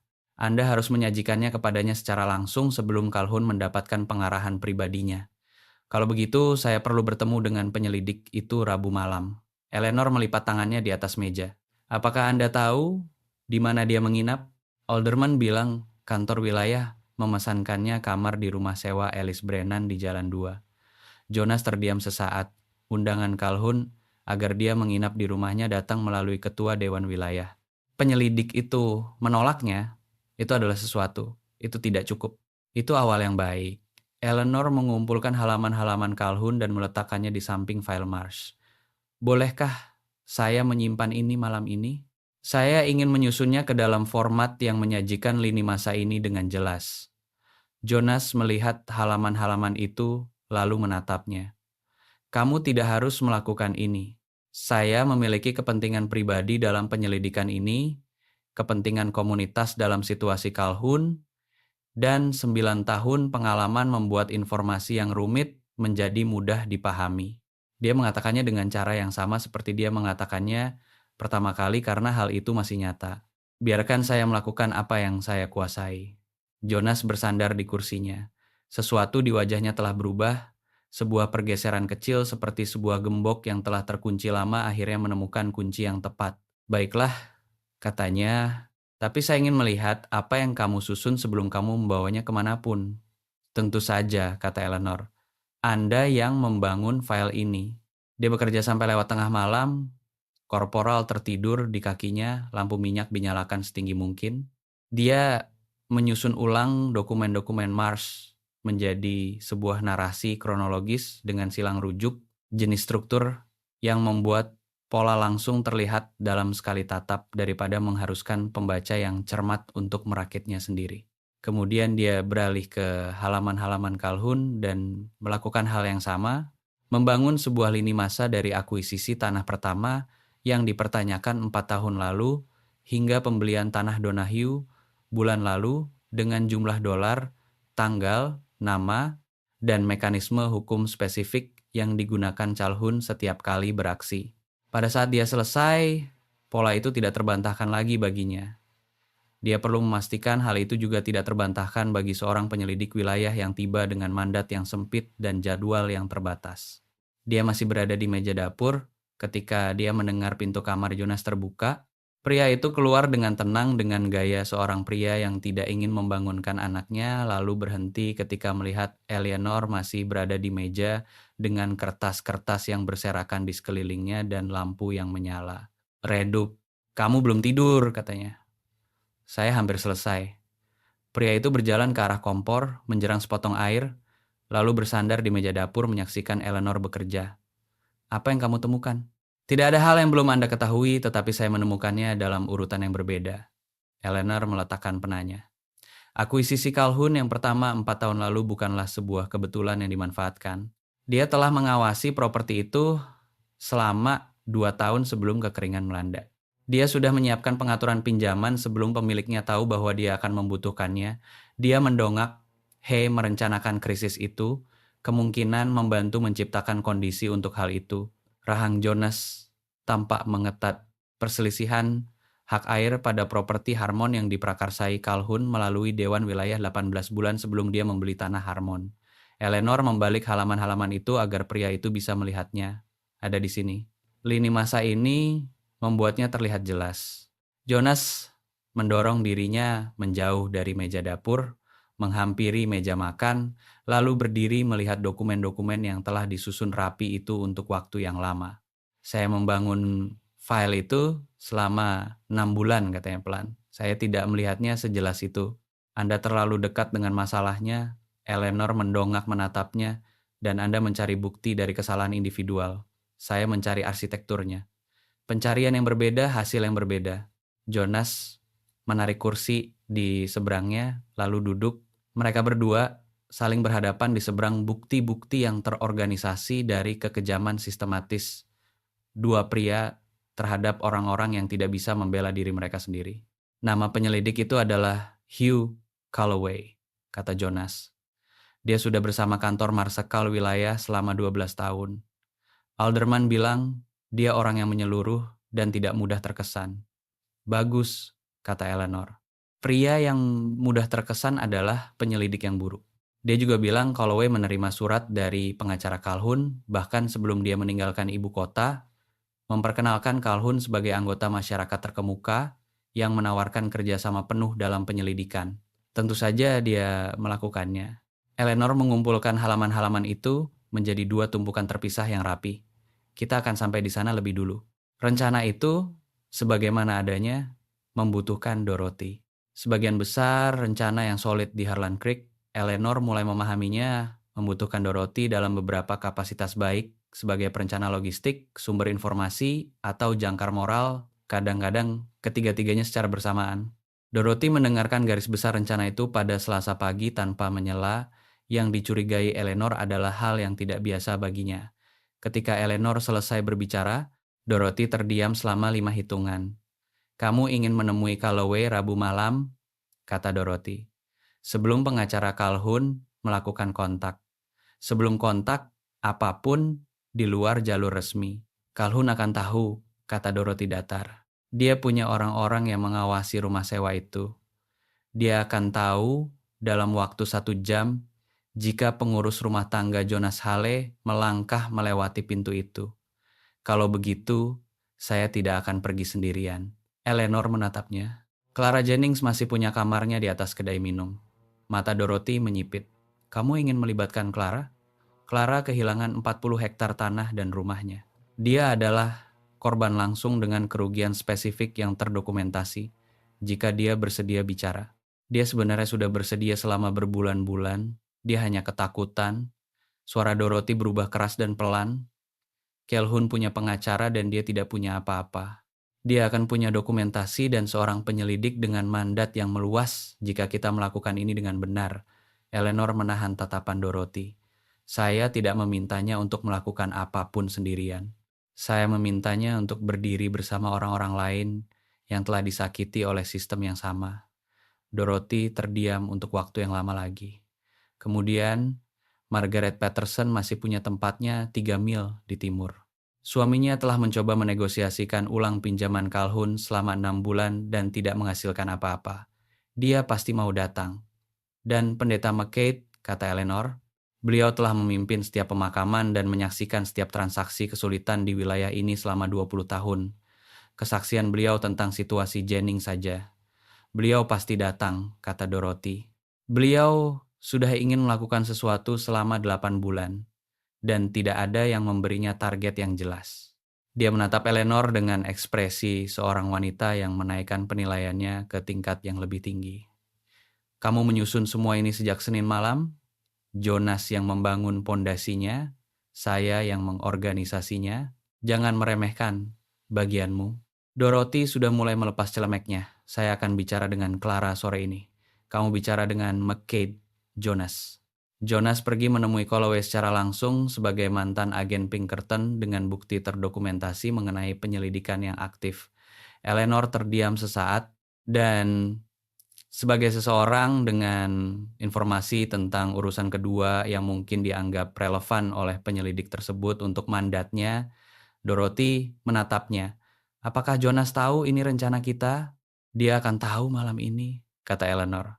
Jonas awalnya tidak mengira itu rencana yang bagus. "Kamu memintaku untuk berjalan ke dalam sebuah penyelidikan resmi dan menyajikan bukti yang aku kumpulkan secara pribadi," kata Jonas sambil berdiri di dapur dengan topi di tangannya. "Mengenai urusan yang berada di luar wewenang penyelidik saat ini, sementara secara bersamaan berharap dia memutuskan untuk memperluas wewenang tersebut berdasarkan apa yang dilihatnya." "Ya," kata Eleanor. "Justru persis begitu cara kerjanya di Nashville," kata Eleanor. "Persis begitu." Sang guru menyajikan dokumentasi yang melebihi cakupan dari keluhan awal. Penyelidik mengenali sebuah pola. Mandatnya meluas. Ini bukan Nashville dan Calhoun punya sumber daya yang tidak dimiliki Dewan Sekolah Nashville, dan kita punya apa yang tidak dimiliki situasi Nashville. Eleanor berbalik menghadapnya secara langsung. Beberapa saksi yang bersedia bicara secara bersamaan. Dokumentasi yang membentang selama 4 tahun. Seorang korban langsung Marsh yang sudah berkomunikasi dengan kantor penyelidik. Dan seorang mantan agen Pinkerton dengan reputasi profesional, bahkan yang rumit sekalipun, yang menghabiskan waktu 6 bulan membangun sebuah file bukti. Jonas terdiam. Dia memutar topinya sekali di tangannya. Sebuah perputaran yang lambat, sebuah kebiasaan yang disadari Eleanor biasa dilakukan pria itu ketika dia sedang memikirkan sesuatu yang tidak ingin dia setujui. "Reputasi saya rumit," katanya. "Rumit itu berbeda dari hancur." Suara Eleanor terdengar mantap. "Anda membuat kesalahan dan Anda memperbaikinya. Itu adalah catatannya." Calloway akan tahu tentang kesalahan itu karena Anda akan menceritakannya sendiri kepadanya sebelum orang lain melakukannya, yang mana itulah yang dilakukan oleh seseorang yang memiliki integritas. Dia terdiam sesaat, kecuali Anda lebih suka membiarkan pengacara Calhoun yang menentukan narasinya. Topi itu berhenti berputar. Itu jenis argumen yang sangat spesifik, kata Jonas. Saya mengajar sekolah selama 9 tahun. Saya tahu cara menyampaikan sebuah poin. Pria itu hampir tersenyum. Hampir. Dan jika ini tidak berhasil, jika Calloway memutuskan materi Calhoun berada di luar wewenangnya, dan kita telah menyerahkan peta dari semua hal yang kita ketahui kepada pengacara Calhoun, kalau begitu kita berada di posisi yang sama dengan posisi kita saat ini, kecuali kita sudah mencoba. Eleanor menahan tatapan matanya. Jonas, Anda telah mengumpulkan file itu selama 6 bulan dan tidak melakukan apa-apa dengannya karena Anda takut penilaian Anda salah. Bagaimana jika ternyata tidak salah? Bagaimana jika alasan Anda membangunnya adalah alasan yang sama, mengapa Anda seharusnya menggunakannya? Dapur menjadi sangat sunyi. Dari ujung lorong terdengar suara Sam yang sedang berbicara dengan korporal, sebuah percakapan satu arah yang terus-menerus tentang sesuatu yang tampaknya telah dilakukan si anjing, yang menurut Sam sangat tercela sekaligus sangat menghibur. Rabu malam, kata Jonas akhirnya. Saya akan menemui Calloway secara langsung sebelum pengacara Calhoun melakukan kontak. Saya akan menyiapkan semuanya secara terorganisasi besok sore. Dorothy mengurus Clara, McKay, dan Margaret Patterson. Jonas terdiam sesaat lagi menatap Eleanor dengan tatapan menilai itu, tatapan profesional yang mengalir di balik segala hal lainnya seperti sebuah arus listrik. Kamu sudah sering melakukan ini sebelumnya, katanya. Bukan penyelidikannya, melainkan mengorganisasi, menyatukan orang-orang. Kamu sudah sering melakukan ini di Nashville, ya. Dan sebelum itu, ketika distrik sekolah mencoba menghapuskan perpustakaan pinjaman guru, dia terdiam sesaat. Saya sudah bilang kepada Anda bahwa saya mahir dalam pekerjaan saya. Kamu bilang kamu mahir dalam mengajar. Mengajar adalah mengorganisasi orang-orang menuju pemahaman, kata Eleanor. Materi pelajarannya berubah, metodenya tidak. Hari Rabu tiba dengan beban khusus dari hari-hari yang telah direncanakan sebelumnya. Eleanor sudah bangun sebelum Jonas, artinya dia sudah bangun sebelum jam 4.00, dan dia menghabiskan jam pertama di dapur, memeriksa dokumen-dokumen itu sekali terakhir, memeriksa lini masa, memastikan setiap silang rujuk memegang setiap tanggal cocok dengan sumbernya. Sam bangun jam 6.00 dan datang ke dapur menemukannya masih berada di meja dengan kertas-kertas dan kopi, dan anak itu berdiri di ambang pintu dengan baju tidurnya. Membaca situasi sebagaimana dia membaca sebagian besar situasi secara diam-diam dan lebih akurat daripada yang diperkirakan orang-orang. Apakah hari ini hari penting? Tanyanya. Ya, kata Eleanor, apakah ini penting yang menakutkan atau penting yang menyenangkan? Dua-duanya, saya rasa saya mempertimbangkan hal ini. Seperti hari pertama masuk sekolah, sesuatu yang seperti itu, anak itu duduk di seberangnya dengan keseriusan seorang bocah yang sedang mengambil pos jaganya. Aku akan tetap dekat denganmu hari ini, katanya, jika kamu membutuhkan sesuatu. Eleanor menatap anak ini yang telah menunjuk dirinya sendiri sebagai penjaganya dan merasakan kelembutan khusus yang datang dari dilindungi oleh seseorang yang memiliki kekuatan sangat kecil namun menawarkan apa yang mereka miliki. Terima kasih Sam, katanya. Itu sangat berarti. Pertemuan dengan Calloway terjadi jam 7.00 malam di ruang duduk kecil di rumah sewa Alice Brennan yang ditawarkan Alice tanpa ragu ketika Dorothy menjelaskan situasinya.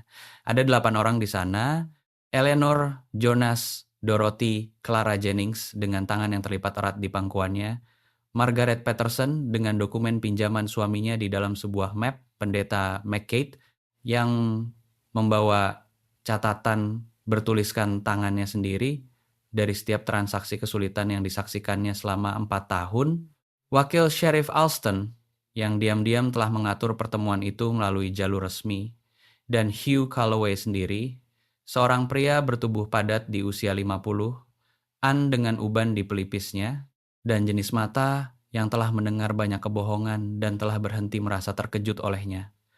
Calloway telah diberi pengarahan.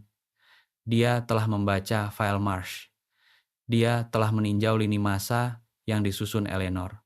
Dia duduk dengan tangan mendatar di atas meja dan mendengarkan tanpa menyela selama 45 menit, sementara para saksi yang berkumpul menceritakan kepadanya satu persatu apa yang telah mereka lihat, apa yang telah mereka hilangkan, dan apa yang mereka butuhkan untuk dia pahami. Ketika mereka selesai berbicara, pria itu terdiam untuk waktu yang lama. "Tuan Hale," katanya, "Anda dulu bersama Pinkerton." 7 tahun, kata Jonas. Dan saya membuat kesalahan serius di tahun ke-6. Saya akan memberikan detail lengkapnya jika Anda menginginkannya.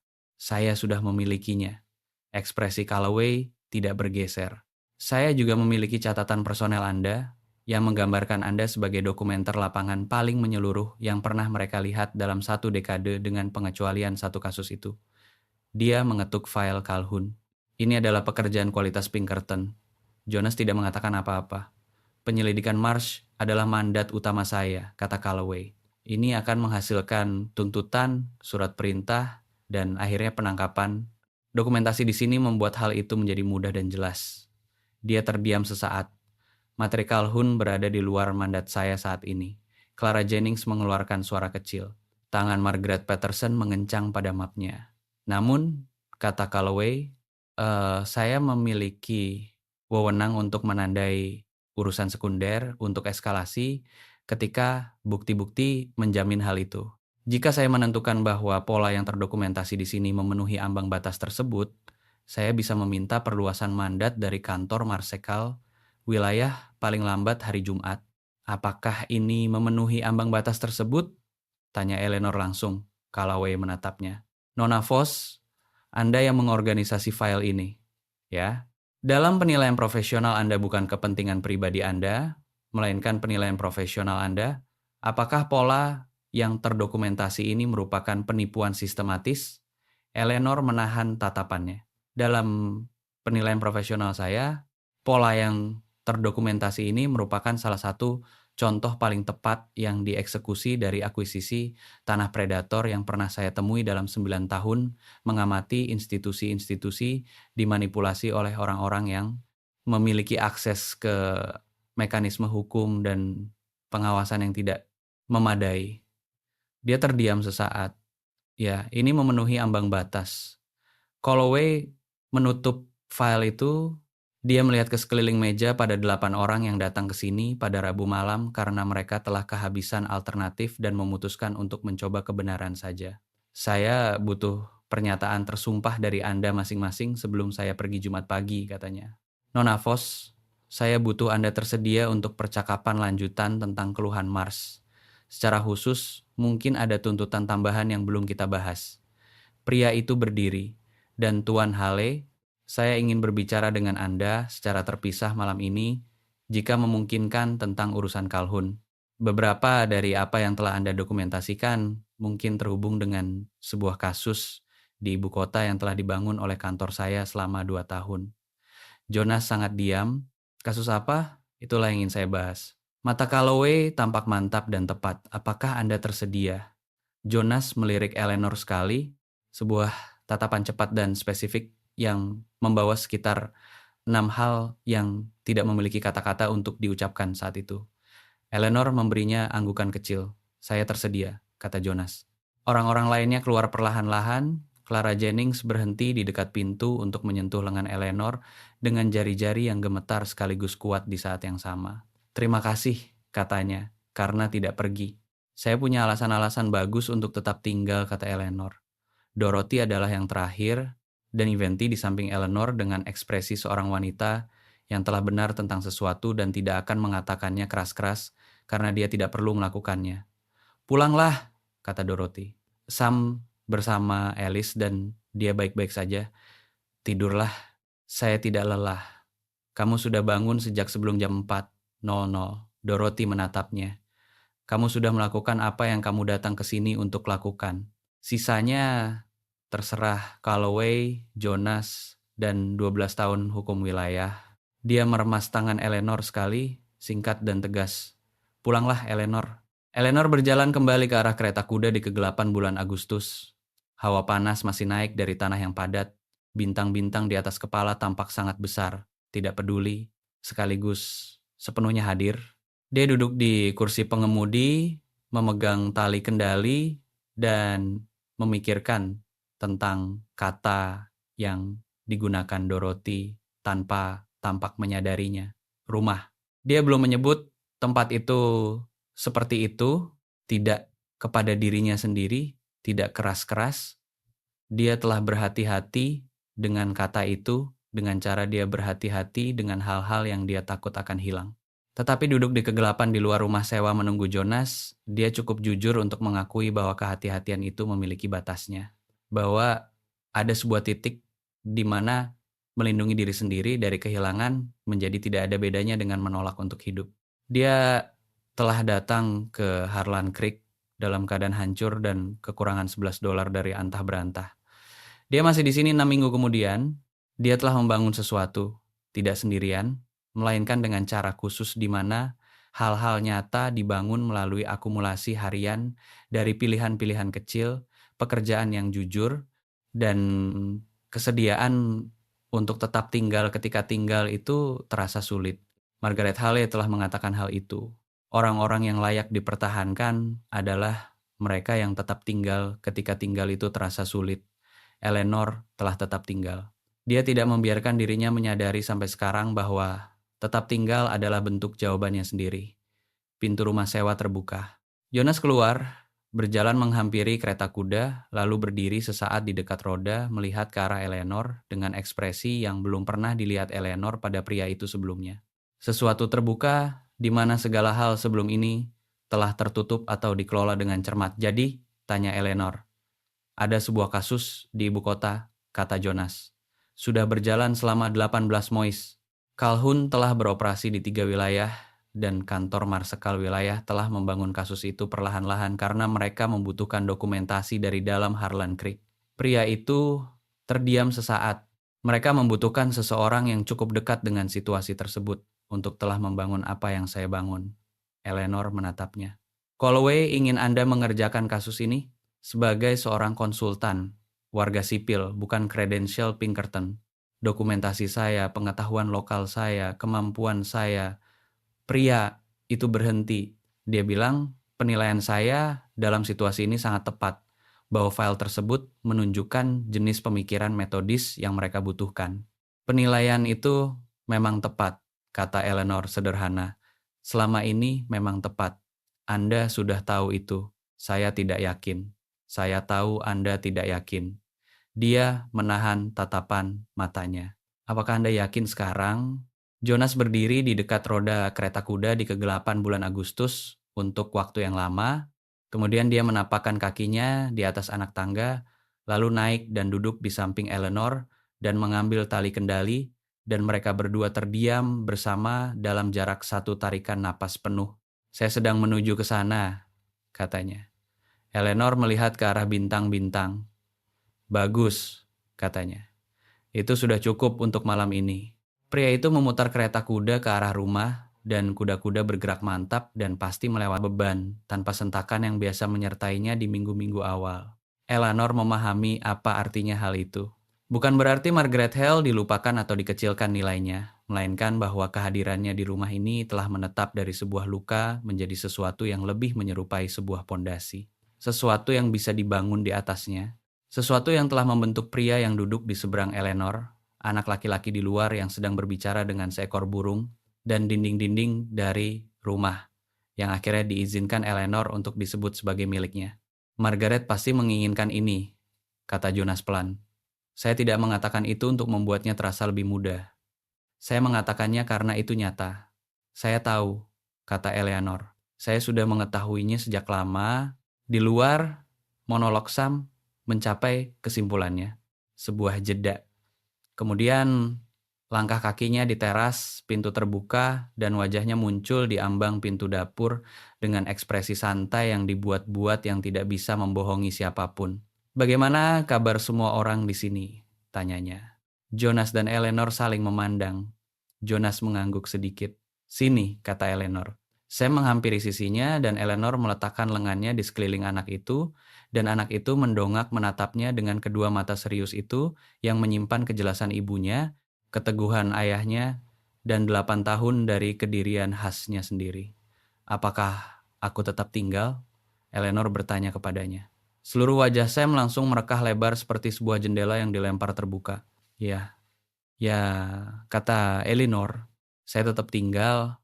Sam berbalik ke arah ayahnya. Jonas membuka lengannya dan Sam masuk ke dalamnya, dan untuk sesaat mereka bertiga berada dekat bersama di dapur dengan cahaya pagi yang masuk melewati jendela, kopi yang mendingin di atas meja, dan korporal yang mengangkat kepalanya dari sudut untuk melihat ada apa dengan semua kebahagiaan sunyi itu.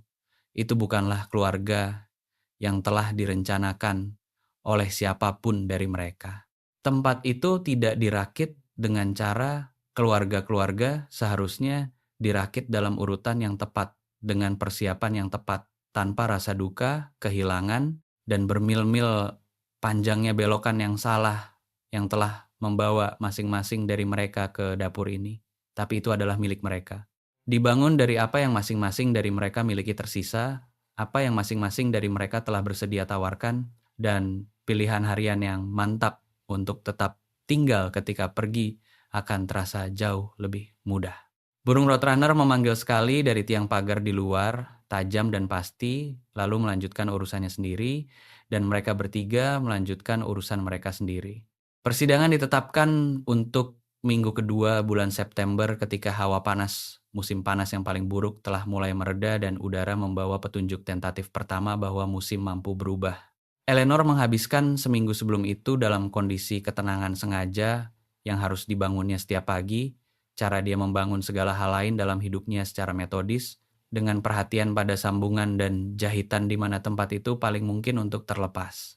Dia memasak, menjaga rumah, mengerjakan persiapan kebun, dan duduk bersama Sam di malam hari melatih hitungan matematikanya, dan dia tidak membiarkan dirinya berpikir terlalu cermat tentang berdiri di sebuah ruangan publik dan menceritakan apa yang telah terjadi kepadanya di hadapan seorang hakim, sebuah juri, dan bagian manapun dari Harlan Creek yang memutuskan untuk hadir, yang ternyata merupakan sebagian besar dari penduduknya.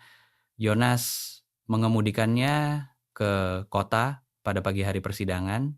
Sam berada di antara mereka di atas kursi kereta kuda, karena Sam telah mengumumkan saat sarapan bahwa dia ikut datang dan telah memproduksi alasan-alasan dengan kepadatan logis sedemikian rupa hingga tidak ada orang dewasa yang menemukan cara bersih untuk menolak. Anak itu duduk sangat tegak sepanjang perjalanan, tangannya terlipat di pangkuannya, sesekali melirik Eleanor dengan ekspresi seorang penjaga yang sedang memeriksa sesuatu yang penting. "Kamu tidak harus menonton," kata Eleanor kepadanya. "Aku tahu," kata Sam. "Aku ingin menonton. Ini mungkin akan terasa menjengkelkan." "Aku sudah pernah merasa jengkel sebelumnya," kata Sam, dengan ketenangan seorang anak yang telah menavigasi kehilangan yang nyata dan keluar di sisi lain dalam keadaan masih berdiri tegak. "Tidak apa-apa." Jonas meletakkan tangannya singkat di atas pundak putranya. Sam duduk lebih tegak lagi, yang menurut Eleanor tidak mungkin terjadi lagi. Gedung pengadilan, sebagaimana adanya, telah diatur dengan meja hakim wilayah di bagian depan dan bangku-bangku untuk penonton memenuhi sisa ruangan. Ketika Eleanor melangkah masuk dengan Jonas di satu sisi dan wakil Sheriff Alston di sisi lain, ruangan itu sudah 3/4 penuh. Dorothy berada di baris kedua, menjangkari sekelompok wanita yang mencakup Clara Jennings, Margaret Patterson, Adeline Price, dan Alice Brennan. Semuanya berpakaian dalam versi terbaik khas mereka. Semuanya duduk dengan postur orang-orang yang berniat untuk dihitung kehadirannya. Pendeta McKidd berada di baris di belakang mereka. Beliau mengangguk ke arah Eleanor ketika dia masuk, sebuah anggukan tunggal yang cermat yang mengatakan semua hal yang akan dikatakan sebuah khotbah dalam waktu yang jauh lebih singkat. Marsh sudah berada di meja terdakwa. Eleanor menatapnya dengan cara yang telah dilatihnya secara langsung tanpa pertunjukan. Pria itu tampak lebih kurus dari yang duga Eleanor dari surat-suratnya, yang menggambarkan seorang pria yang penuh semangat dan kapabel. Keanggunan yang telah disusun Eleanor dari tulisan tangannya yang cermat dan kalimat-kalimatnya yang tepat dan persuasif tidak terlihat pada pria yang duduk di kursi terdakwa. Yang terlihat adalah sebuah kecerdasan tajam yang bekerja di balik mata yang cermat dan kualitas spesifik dari seseorang yang sedang menghitung peluang dalam waktu nyata. Pria itu menatap Eleanor ketika dia masuk. Eleanor balas, menatapnya, dan tidak memalingkan pandangan lebih dulu. Pengacarnya condong ke depan dan mengatakan sesuatu. Marsh kembali beralih ke mejanya. Jonas menyentuh siku Eleanor, membimbingnya ke kursinya. Semua akan baik-baik saja, katanya. Cukup pelan hanya untuk Eleanor. Ya, kata Eleanor. Dan dia memang merasa baik-baik saja, yang mengejutkannya kurang dari dugaannya. Kedua wanita yang telah melakukan perjalanan untuk bersaksi sudah duduk di dekat bagian depan. Ruth Caswell dari Denver, seorang janda di usia 50-an, dengan rambut abu-abu besi dan perawakan seseorang yang telah memutuskan bahwa rasa malu adalah beban yang tidak lagi tertarik untuk dibawanya. Dan Josephine Holt dari Lawrence, lebih muda, mungkin 35 tahun, dengan saudara laki-lakinya duduk dekat di sampingnya dan tangannya terlipat sangat erat di pangkuannya hingga buku-buku jarinya memutih. Eleanor melintas ke arah mereka sebelum mengambil kursinya. Ruth segera berdiri dan mengambil kedua tangan Eleanor. Saya hampir tidak datang, kata Ruth pelan. Setelah saya mengirimkan pengakuan tertulis, saya berpikir mungkin itu sudah cukup. Mungkin saya tidak perlu berada di dalam ruangan. Apa yang mengubah pikiran Anda? Tanya Eleanor. Nama Anda terus muncul, kata Ruth, dalam segala hal yang dikirimkan kantor Calloway. Mereka terus mengatakan, seperti yang didokumentasikan oleh Nona Foss, seperti yang diorganisasi oleh Nona Foss, lini masa yang ditetapkan oleh Nona Foss. Saya berpikir, jika dia berada di dalam ruangan, saya bisa berada di dalam ruangan. Eleanor meremas tangannya. Anda selalu kapabel untuk berada di dalam ruangan. Anda hanya perlu tahu bahwa Anda tidak akan sendirian di dalamnya. Josephine telah berdiri juga, lebih pelan dengan tangan saudara laki-lakinya di punggungnya. Dia memberitahu saya bahwa saya adalah satu-satunya, katanya. Itulah yang selalu mereka katakan, bukan? Bahwa kamu istimewa. Bahwa pengaturan lainnya tidak berhasil karena wanita-wanita itu tidak tepat, tetapi kamu tepat. Itulah skenarionya, kata Eleanor. Kata demi kata yang sama persis. Begitu kamu mengetahui skenarionya, skenario itu kehilangan sebagian besar kekuatannya. Josephine menatapnya dengan mantap. Saya akan mengatakan yang sebenarnya hari ini. Saya juga, kata Eleanor. Kita bertiga bersama-sama. Hakim Harlancade ternyata adalah seorang pria yang menghargai efisiensi. Artinya proses hukum bergerak lebih cepat dari dugaannya Eleanor dan jauh lebih cepat dari yang diharapkan pengacara Marsh. Jaksa penuntut, seorang pria muda bernama Fletcher, yang datang dari ibu kota membawa pengarahan penuh Calloway di tangannya, memaparkan tuntutan dengan ketepatan terorganisasi dari seseorang yang telah diberi dokumentasi luar biasa dan tahu cara menggunakannya. Pengacara Marsh mengajukan keberatan lebih awal dan sering.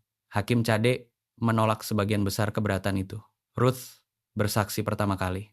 Dia berbicara dengan jelas dan tanpa terburu-buru.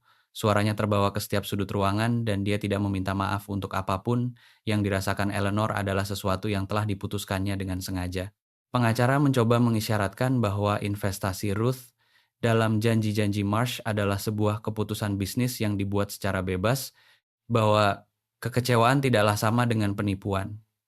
Ruth menatapnya dengan kesabaran seorang wanita yang telah mendengar argumen ini sebelumnya dan menganggapnya membosankan. Dia memberitahu saya bahwa dia memiliki properti itu, katanya.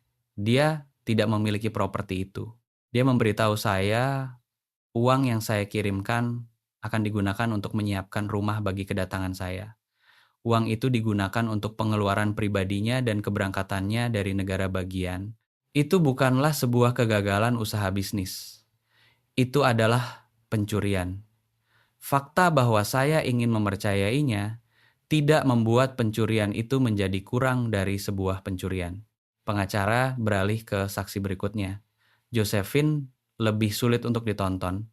Dia adalah orang yang lebih pelan daripada Ruth, dan pengacara menyadari hal ini dan mencoba menggunakannya, menekan bahasa emosional dalam surat-suratnya kepada Marsh.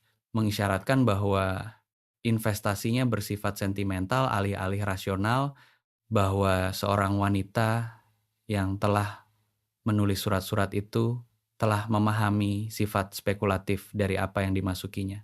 Tangan saudara laki-laki Josephine mengepal di atas lututnya. Jonas, yang duduk di belakang Eleanor, menjadi sangat diam. Tuan Marsh memberitahu saya bahwa dia memiliki sebuah rumah, kata Josephine, ketika pengacara akhirnya terdiam. Ia memberitahu saya bahwa dia memiliki 30 hektar tanah dengan akses air yang bagus, rumah yang kokoh, dan sedikit pendapatan dari menyewakan sebagian tanah tersebut. Saya memiliki surat-suratnya di sini. Setiap pernyataan yang baru saja saya buat ada dalam surat-surat itu dalam tulisan tangannya, bertanggal, dan ditandatangani. Dia melihat ke arah hakim, alih-alih pengacara. Saya menjual peralatan menjahit saya untuk mengiriminya dana perjalanan yang dimintanya. Saya seorang penjahit. Saya menjual alat-alat kerja saya karena dia memberitahu saya bahwa saya tidak perlu bekerja lagi begitu saya tiba. Dia terdiam sesaat. Saya telah membangun kembali peralatan saya selama 8 bulan, sebuah bidal dalam satu waktu. Ruangan menjadi sangat sunyi. Hakim Cade menatap pengacara Marsh dengan ekspresi yang mengisyaratkan bahwa dia sedang mengembangkan sebuah pandangan tentang proses hukum tersebut. Lanjutkan, katanya dalam nada yang mengisyaratkan dia tidak mengharapkan kelanjutan itu akan memperbaiki berbagai hal bagi pihak pembela. Eleanor dipanggil ketiga. Dia berjalan ke bagian depan ruangan dengan cara dia berjalan ke dalam pertemuan dewan sekolah yang sulit dan proses hukum publik yang menuntut artinya tanpa terburu-buru dan dengan bahunya tetap sejajar. Dia menyadari seisi ruangan sedang melacak pergerakannya. She menyadari Sam yang telah menemukan sebuah kursi di baris ketiga dengan tangan Dorothy di atas pundaknya sedang menonton dengan mata mantap itu. Dia menyadari Jonas yang berdiri di sepanjang dinding samping karena bangku-bangku sudah penuh. Lengannya tersilang, wajahnya tersusun ke dalam ekspresi cermat yang berarti dia sedang memberikan perhatian profesional penuh pada segala hal dan merasakan agak lebih banyak daripada yang diperlihatkannya. Dia menyadari Marsh yang sedang menatapnya dengan kecerdasan menghitung yang kemungkinan telah melayaninya dengan baik sampai sekarang. Dia disumpah dan berbalik menghadap ruangan. Fletcher membimbingnya melewati proses itu secara metodis, dengan cara yang sama seperti yang dilakukan Calloway dalam wawancaranya, membiarkan lini masa membangun dirinya sendiri melalui jawaban-jawabannya. Iklan tersebut, surat-suratnya, kualitas dari surat menyurat tersebut, perhatian yang diambil Marsh untuk membangun sebuah gambaran tentang seorang pria yang layak dipercayai, uang $40 itu dan surat pengakuan berterima kasih yang mengikutinya. Koper yang dikemas dengan pakaian praktis yang dibuat oleh tangannya sendiri, perjalanan 4 hari, peron yang kosong. Apa yang Anda pikirkan? Tanya Fletcher. Ketika Anda memahami bahwa dia tidak datang, bahwa saya telah membuat kesalahan dalam penilaian, kata Eleanor, bahwa saya seharusnya tahu lebih baik, bahwa itu adalah kesalahan saya karena sendirian dan ingin tidak menjadi sendirian lagi. She terdiam sesaat. Saya sejak saat itu telah merevisi penilaian tersebut secara signifikan. Dan bagaimana Anda mencirikan apa yang terjadi pada Anda? Saya sengaja ditipu oleh seorang pria yang telah menyempurnakan metodenya di antara beberapa korban selama setidaknya 2 tahun. Dia mengidentifikasi keadaan spesifik saya seorang janda, seorang wanita profesional yang melewati usia yang dianggap ideal oleh pasar dengan tabungan dan keahlian, serta tidak punya keluarga untuk menyarankan kehati-hatian, dan dia mengonstruksi sebuah versi dari dirinya sendiri yang dihitung secara tepat untuk menjawab semua hal yang telah saya katakan pada diri saya sendiri bahwa saya butuhkan Eleanor menjaga suaranya tetap rata dan jelas. Itu bukanlah sebuah kesalahpahaman romantis. Itu adalah penipuan predator dan kecanggihan dari metodenya tidak mengurangi kekejamannya. Itu justru meningkatkannya. Pengacara Marsh berdiri untuk pemeriksaan silang. Dia mencoba 3 pendekatan secara berurutan. Pendekatan pertama mengisyaratkan bahwa pengalaman Eleanor sebelumnya dengan skema serupa, skema yang disaksikannya di Seine, Joseph membuatnya menjadi korban yang kurang kredibel karena dia telah diperingatkan sebelumnya. Eleanor menunjukkan bahwa seseorang yang tahu api itu ada tetap bisa terbakar olehnya. Pendekatan kedua berfokus pada dokumentasi terorganisasi yang diberikannya kepada kantor Callaway, mengisyaratkan bahwa keterlibatannya dalam membangun file bukti menunjukkan sebuah kampanye yang terkoordinasi melawan kliennya. Alih-alih sebuah keluhan sederhana. Eleanor setuju bahwa file tersebut terkoordinasi dan menyeluruh dan mencatat bahwa bukti akurat yang diorganisasi oleh orang-orang kapabel tidaklah sama dengan sebuah konspirasi. Pendekatan ketiga mencoba mempertanyakan pengaturan tempat tinggalnya saat ini. Di peternakan, Hale menyiratkan sebuah ketidakpantasan yang mewarnai kredibilitasnya. Eleanor menatap pengacara itu sesaat sebelum menjawab. Saya tiba di Harlan Creek dengan uang $11 dan tidak punya pilihan, katanya. Saya ditawarkan pekerjaan jujur oleh seorang pria jujur dengan upah yang adil, serta sebuah kamar milik saya sendiri, dan sebuah pengaturan profesional yang jelas. Saya telah dibayar setiap minggu. Pengaturan tersebut didokumentasikan di kantor sheriff. Dia terdiam sesaat. Jika posisi pembela adalah bahwa seorang wanita dalam keadaan sulit yang menerima pekerjaan jujur, alih-alih kembali ke kemiskinan, telah dengan demikian mengompromikan integritasnya. Saya akan tertarik untuk mendengar logika yang menyatakan seorang pria yang menipu para wanita di 3 negara bagian mempertahankan integritasnya. Hakim Cade mengeluarkan suara yang tidak sepenuhnya sebuah tawa dan tidak mencoba untuk menjadi tawa. Itu sudah cukup, katanya kepada pengacara. Lanjutkan atau sudahi. Pengacara menyudahinya. Juri memakan waktu 40 menit. Eleanor duduk di baris depan dengan Ruth di satu sisi dan Josephine di sisi lain dan Dorothy di belakangnya dengan satu tangan di atas pundak Eleanor dan dia bernapas dengan mantap dan menunggu. Ketua juri adalah seorang peternak bernama Aldous Webb yang telah duduk melewati seluruh proses hukum dengan ekspresi seorang pria yang sedang menambahkan kolom panjang dari angka-angka dan memeriksa pekerjaannya.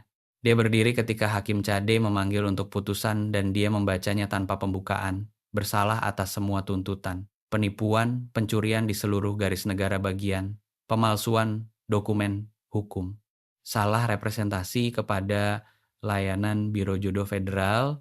Tuntutan keempat, mencoba mengintimidasi seorang saksi, ditambahkan ketika Marsh telah melakukan kontak melalui seorang perantara dengan salah satu saksi Denver sebelum kedatangannya membawa tambahan waktu 2 tahun. Total 7 tahun di penjara wilayah di Leavenworth. Ruth mengeluarkan suara di samping Eleanor. Tidak dramatis, sekadar suara spesifik dari sesuatu yang lama tertahan akhirnya dilepaskan. Saudara laki-laki Josephine meletakkan lengannya di sekeliling saudarinya dan saudarinya menekan wajahnya pada pundaknya. Eleanor duduk sangat diam dan bernapas.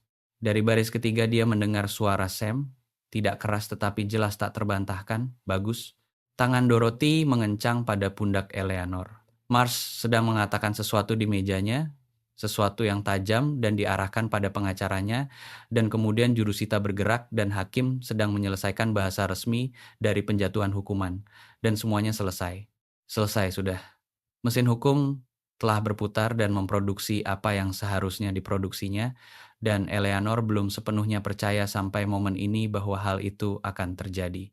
Jonas berada di sampingnya sebelum dia sepenuhnya memproses-proses berdiri. Pria itu tidak mengatakan apa-apa. Dia sekadar bergerak masuk ke dalam visi periferal Eleanor dan tetap tinggal di sana, kokoh dan hadir. Dan itu sudah tepat dan cukup. Sam datang menembus kerumunan dan menempelkan dirinya pada lengan Eleanor dengan tekad seorang bocah yang memiliki sesuatu untuk dikatakan dan berniat mengatakannya sebelum hal lain terjadi. Kamu adalah yang terbaik, umurnya. Ibu-ibu yang lain juga berani tetapi kamu adalah yang terbaik. Itu tidak. Itu benar, kata Sam tegas. Dorothy bilang begitu. Eleanor melihat ke arah Dorothy yang melihat ke langit-langit dengan ekspresi seorang wanita yang menolak untuk mengonfirmasi atau membantah apapun sementara mengonfirmasi semuanya. Ruth sedang menyaksikan pertukaran ini dengan ekspresi yang merupakan hal pertama yang benar-benar ringan yang dilihat Eleanor di wajahnya. Apakah ini keluargamu? Tanyanya kepada Eleanor. Pertanyaan itu mendarat sederhana tanpa beban atau agenda dengan cara Ruth mengatakan sebagian besar hal. Eleanor melihat ke arah Jonas yang sedang melihat ke arahnya. Dia melihat ke arah Sam yang sedang melihat ke arahnya. dengan kepastian mutlak dari seseorang yang telah memutuskan jawabannya dan sedang menunggu dengan sopan agar orang dewasa menyusul. Ya, kata Eleanor, ini keluarga saya. Kata-kata itu terasa seperti sesuatu yang menetap ke dalam tempat yang tepat setelah dibawa pada sudut yang canggung untuk waktu yang terlalu lama. Proses hukum Calhoun bergerak lebih lambat dengan cara kasus-kasus institusional besar selalu bergerak dengan deliberasi menggiling dari sebuah sistem yang berputar pada poros yang luas. Tetapi proses itu bergerak. Mandat Calloway yang diperluas memproduksi seorang penyelidik ibu kota pada bulan Oktober. Dokumentasi yang telah dibangun Jonas dilengkapi oleh pernyataan resmi Robert Harmon, catatan dari kantor tanah wilayah, dan kesaksian dari 7 pemilik tanah yang terdampak yang telah berhenti merasa takut begitu mereka memahami bahwa mereka tidak sendirian. Dirakit menjadi sebuah kasus yang secara resmi dibuka oleh kantor Jaksa Agung Wilayah sebelum embun beku pertama. Victor Calhoun tidak melarikan diri, yang mana itu menyatakan sesuatu tentang entah keyakinannya atau salah kalkulasinya. Dia tetap berada di Harlan Creek, menjalankan bisnis dengan normalitas yang dipelajari. Pengacaranya mengajukan mosi dan keberatan dengan efisiensi teratur dari seseorang yang percaya proses tersebut bisa ditunda tanpa batas waktu. Dia tidak bisa menundanya tanpa batas waktu. Itulah hal tentang sebuah pola yang didokumentasikan dengan benar yang disajikan kepada otoritas yang tepat pada waktu yang tepat. Proses itu tidak membutuhkan kecepatan. Proses itu membutuhkan kelengkapan, dan file Jonas sudah lengkap. Surat utang bank bulan November datang jatuh tempo dan dibayar karena Jonas telah secara diam-diam bernegosiasi ulang dengan sebuah bank pesaing di Wichita sejak Agustus. Sebuah proses yang dibantu Eleanor untuk didokumentasikan dan dianalisis strukturnya dengan ketepatan terorganisasi yang sama yang dibawanya pada segala hal lainnya. Ketika Bank Calhoun mengirimkan pemberitahuan penagihan awal yang tiba pada hari Rabu dengan waktu spesifik dari seorang pria yang telah kehabisan pilihan yang lebih halus, Jonas telah melunasi surat utang tersebut sepenuhnya. Dia membawa tanda terima pembayaran pulang dan meletakkannya di atas meja dapur, lalu melihat ke arah tanda terima itu untuk waktu yang lama tanpa mengatakan apa-apa. Jadi, kata Sam dari seberang meja, di mana dia sedang mengerjakan pelajaran geografinya yang telah disiapkan Eleanor untuknya. Jadi, Jonas setuju. Orang jahat itu tidak bisa mengambil peternakan, kata Sam. Bukan sebuah pertanyaan. Tidak, kata Jonas. Dia tidak bisa. Sam kembali beralih ke geografinya dengan efisiensi puas dari seorang bocah yang telah menerima konfirmasi tentang sesuatu yang sudah dipahaminya sebagai kebenaran. Eleanor mengisi ulang kopi Jonas tanpa diminta karena dia tahu apa yang diminum pria itu dan kapan dia membutuhkannya. Cara Anda mengetahui hal-hal itu tentang seseorang yang telah Anda berikan perhatian, dan dia kembali beralih ke roti yang sedang dibuatnya, dan dapur menampung mereka semua dalam kehangatan biasanya. Tuntutan resmi terhadap Calhoun diajukan pada bulan Desember, 17 tuntutan di 3 wilayah. Dia menyerahkan diri ke kantor Marsekal wilayah pada hari Selasa pagi. Pengacaranya di sisinya, ekspresinya membawa martabat cermat dari seorang pria yang telah memutuskan bahwa satu hal yang masih bisa dikontrolnya adalah bagaimana dia berjalan melewati sebuah pintu. Clara Jennings, yang mendengar tentang hal itu dari Dorothy dalam waktu 1 jam, duduk di tengah lantai toko kelontong dan menangis selama 10 menit. Dorothy duduk bersamanya. Eleanor, yang berada di sana untuk akun mingguan, duduk di sisi lain Clara dan tidak mengatakan apa-apa, karena kadang-kadang hal paling berguna yang bisa Anda lakukan untuk rasa duka seseorang adalah sekadar menolak untuk membiarkan mereka membawanya sendirian. Setelah itu, Clara melihat ke arah Eleanor dengan mata merah dan berkata, "Saya tidak mengira hal itu akan benar-benar terjadi." "Saya tahu," kata Eleanor. "Saya terus berpikir akan ada beberapa alasan mengapa hal itu tidak berhasil. Beberapa cara dia akan keluar dari masalah itu. Dia mungkin masih bisa," kata Eleanor jujur. "Kasus-kasus ini memakan waktu dan uang, dan sistem hukum ini tidak sempurna, tetapi ini sudah dimulai dan ini sudah didokumentasikan. Dan apapun yang dilakukannya dari sini, pola itu sudah ada di dalam catatan." Dia menahan tatapan Clara. "Itu penting." Bahkan jika hasilnya bukanlah semua hal yang kita inginkan, catatan itu penting. Clara mengangguk perlahan. Terima kasih untuk itu, versi yang jujur. Itu adalah satu-satunya versi yang saya tahu bagaimana cara memberikannya, kata Eleanor. Pernikahan terjadi pada bulan Januari, ketika musim dingin Kansas telah menetap dengan keparahan bersih khasnya, dan tanah terbaring diam, memutih, dan menunggu musim semi. Eleanor tidak mengharapkan sebuah upacara, telah bersiap secara pribadi untuk melewatkannya sepenuhnya, untuk menerima kemitraan dan kehidupan tanpa memerlukan deklarasi publik. Dia sudah memiliki cukup dari apa yang penting. Bentuk formal tampak sekunder adalah Sam yang membuat argumen untuk bentuk formal tersebut. Dia mendatangi Eleanor suatu malam di bulan Desember dengan selembar kertas di mana dia telah menulis dalam tulisan tangan cermat anak 8 tahunnya sebuah daftar alasan mengapa harus ada sebuah pernikahan. Daftar itu memiliki 7 poin. Poin ketujuh adalah karena Anda layak mendapatkan orang-orang melihat bahwa Anda memiliki tempat di sini, Eleanor telah menyimpan kertas itu. Dia menduga dia akan menyimpannya untuk sisa hidupnya.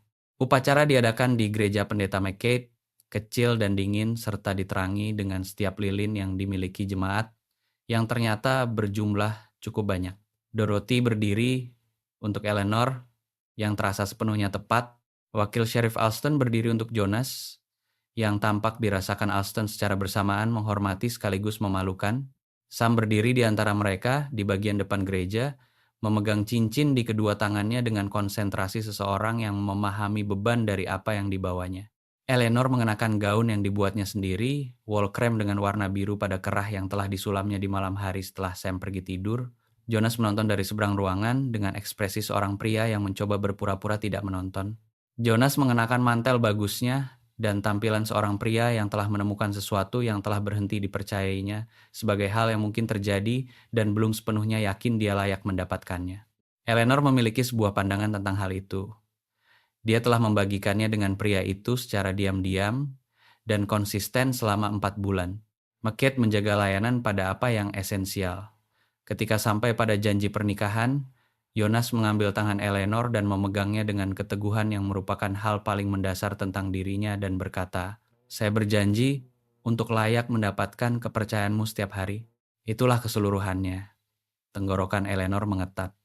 Dan saya berjanji untuk tetap tinggal ketika tinggal itu terasa sulit, katanya. Karena saya tahu sekarang apa harganya meninggalkan berbagai hal di belakang, dan saya tahu apa nilainya membangun mereka sebagai gantinya. Sam, yang telah mempertahankan ketenangan seremonial yang luar biasa selama 40 menit penuh, memilih momen ini untuk condong ke depan dan mengatakan pada volume yang terdengar hingga 4 baris pertama, "Apakah ini bagian di mana Anda secara resmi menjadi ibu saya?" McCabe merapatkan bibirnya. Dorothy mengeluarkan sebuah suara. Alston menatap langit-langit. Eleanor melihat ke arah anak ini, anak yang spesifik, serius, mustahil, dan tercinta ini yang telah berlari melewati sebuah pintu 8 tahun ke dalam rasa dukanya dan menangkapnya secara tidak sengaja dan menolak untuk melepaskannya, dan dia memahami dengan kejelasan dari sesuatu yang selalu nyata dan hanya membutuhkan waktu untuk menjadi terlihat, bahwa ini adalah persis kemana hidupnya telah menuju selama ini melalui segala hal yang telah menyakitkan, segala hal yang telah rusak, dan segala hal yang harus dibangunnya kembali dari apa yang tersisa, ya, katanya. Ini adalah bagian itu, cincin-cincin dipasangkan, McCabe mengumumkan mereka sebagai suami istri. Jonas menciumnya dengan perhatian cermat dari seorang pria yang berniat melakukan segala hal dengan benar dan telah melatih kesabaran cukup lama untuk bersungguh-sungguh dengannya. Jemaat bertepuk tangan dan lilin-lilin melemparkan cahaya hangat melawan jendela-jendela yang dingin, dan Sam meraih kedua tangan mereka sekaligus dan memegangnya erat-erat. Musim semi selalu datang ke Kansas secara bertahap, lalu tiba-tiba cara semua hal penting tampak tiba. Kebun yang telah disiapkan Eleanor di musim gugur mendobrak keluar di bulan April, baris demi baris hijau melawan tanah yang gelap, lebih banyak dari yang direncanakannya, cukup untuk diperdagangkan di toko Dorothy, disimpan untuk musim dingin, dan diberikan kepada Clara Jennings, yang telah menemukan sebuah kamar kecil miliknya sendiri dengan dana penyelesaian yang telah diperintahkan pengadilan wilayah dari perkebunan Calhoun. Calhoun telah dinyatakan bersalah pada bulan Maret. 11 dari 17 tuntutan, cukup untuk 8 tahun dan penjualan paksa propertinya, hasilnya didistribusikan kembali oleh perintah pengadilan kepada orang-orang dari siapa properti itu telah diambil. Itu bukanlah segalanya. Itu adalah jauh lebih banyak daripada tidak sama sekali. Robert Harmon kembali dari Wichita untuk melihatnya dan menjabat tangan Jonas di tengah-tengah jalan utama dengan cara yang menyatakan apa yang tidak memiliki kata-kata untuk diucapkan oleh kedua pria itu. Jonas menerima jabat tangan tersebut dengan keteguhan seorang pria yang telah belajar menerima berbagai hal dengan anggun, yang diketahui Eleanor tidak selalu mudah dan menjadi lebih mudah sekarang. Pada hari Selasa pagi di bulan Mei, Eleanor berada di kebun ketika Jonas keluar dari lumbung dan berhenti di pagar, menontonnya dengan cara yang kadang-kadang dilakukannya ketika dia mengira Eleanor tidak menyadarinya. Eleanor telah menyadarinya selama berbulan-bulan. Dia sekadar memilih untuk membiarkan pria itu memiliki momen tanpa penjagaan tersebut. Anda menonton saya lagi, katanya tanpa mendongak dari baris yang sedang dikerjakannya. Saya diizinkan untuk menonton istri saya, kata Jonas. Eleanor duduk kembali pada tumitnya dan melihat ke arah pria itu di seberang pagar. Cahaya musim sprang sedang melakukan apa yang dilakukan. Cahaya musim sprang menemukan segala hal dan membuatnya terlihat jelas. Dan Jonas Hale dalam pakaian kerja biasanya menontonnya dengan ekspresi terbuka dan tanpa penjagaan tersebut adalah salah satu hal terbaik yang pernah dilihatnya. Saya akan berkuda keluar ke pagar selatan, katanya. Sam ingin ikut. Apakah kamu membutuhkan sesuatu dari padang rumput timur? Cukup bawa Sam kembali sebelum makan malam. Selala begitu. Pria itu ragu-ragu. Yang mana bagi Jonas berarti sesuatu sedang dalam proses. Calloway mengirim telegraf pagi ini. Banding Mars ditolak. Eleanor meluruskan badannya perlahan. Ditolak sepenuhnya. 7 tahun, tidak ada pengurangan. Jonas menahan tatapannya. Semuanya sudah selesai, Eleanor. Seluruhnya. Dia berdiri di kebunnya di pagi hari bulan Mei, dengan aroma tanah yang dibongkar di sekelilingnya, dan suara Sam yang datang dari arah lumbung, bernegosiasi dengan korporal tentang sesuatu, dan dia menarik satu napas panjang dalam-dalam dan membiarkannya membawa segala hal bersamanya.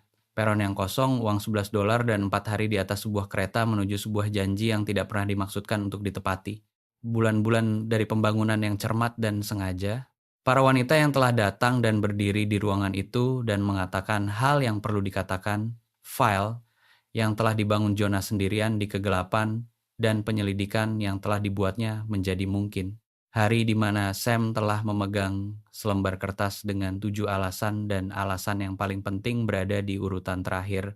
Dia membiarkan semua hal itu bergerak melaluinya dan menetap dengan cara berbagai hal menetap ketika mereka akhirnya telah diselesaikan, tidak dihapus, melainkan dilengkapi. Tidak dilupakan, melainkan diselesaikan. Bagus, katanya. She kembali beralih ke kebunnya dan Jonas pergi untuk menemukan putra mereka. Dan pagi hari biasanya melanjutkan pekerjaannya di sekeliling mereka, mantap dan tanpa terburu-buru, penuh dengan persis apa yang dikandungnya. Eleanor Foss telah tiba di Harlan Creek dengan tidak membawa apa-apa selain kehilangan dan penolakan penuh keras kepala untuk membiarkan kehilangan menjadi kata terakhir. Dia telah tetap tinggal ketika pergi akan terasa lebih mudah. Dia telah berjuang ketika keheningan akan terasa lebih aman. Dia telah mencintai ketika kepercayaan adalah hal paling menakutkan yang tersedia baginya. Dan di sini, di kebun ini, dalam kehidupan ini, pada hari Selasa pagi yang biasa di sebuah bulan Mei, Kansas, dengan suara putranya yang terbawa melintasi halaman, langkah kaki suaminya di jalan setapak, dan hal-hal hijau yang mendobrak naik melewati tanah yang dibongkar di sekelilingnya. Dia memiliki segala hal yang penting bukan karena hal itu telah diberikan kepadanya, melainkan karena dia telah cukup berani untuk membangunnya. Itulah keseluruhannya, dan itu sudah cukup. Itu adalah lebih dari cukup. Itu adalah segalanya.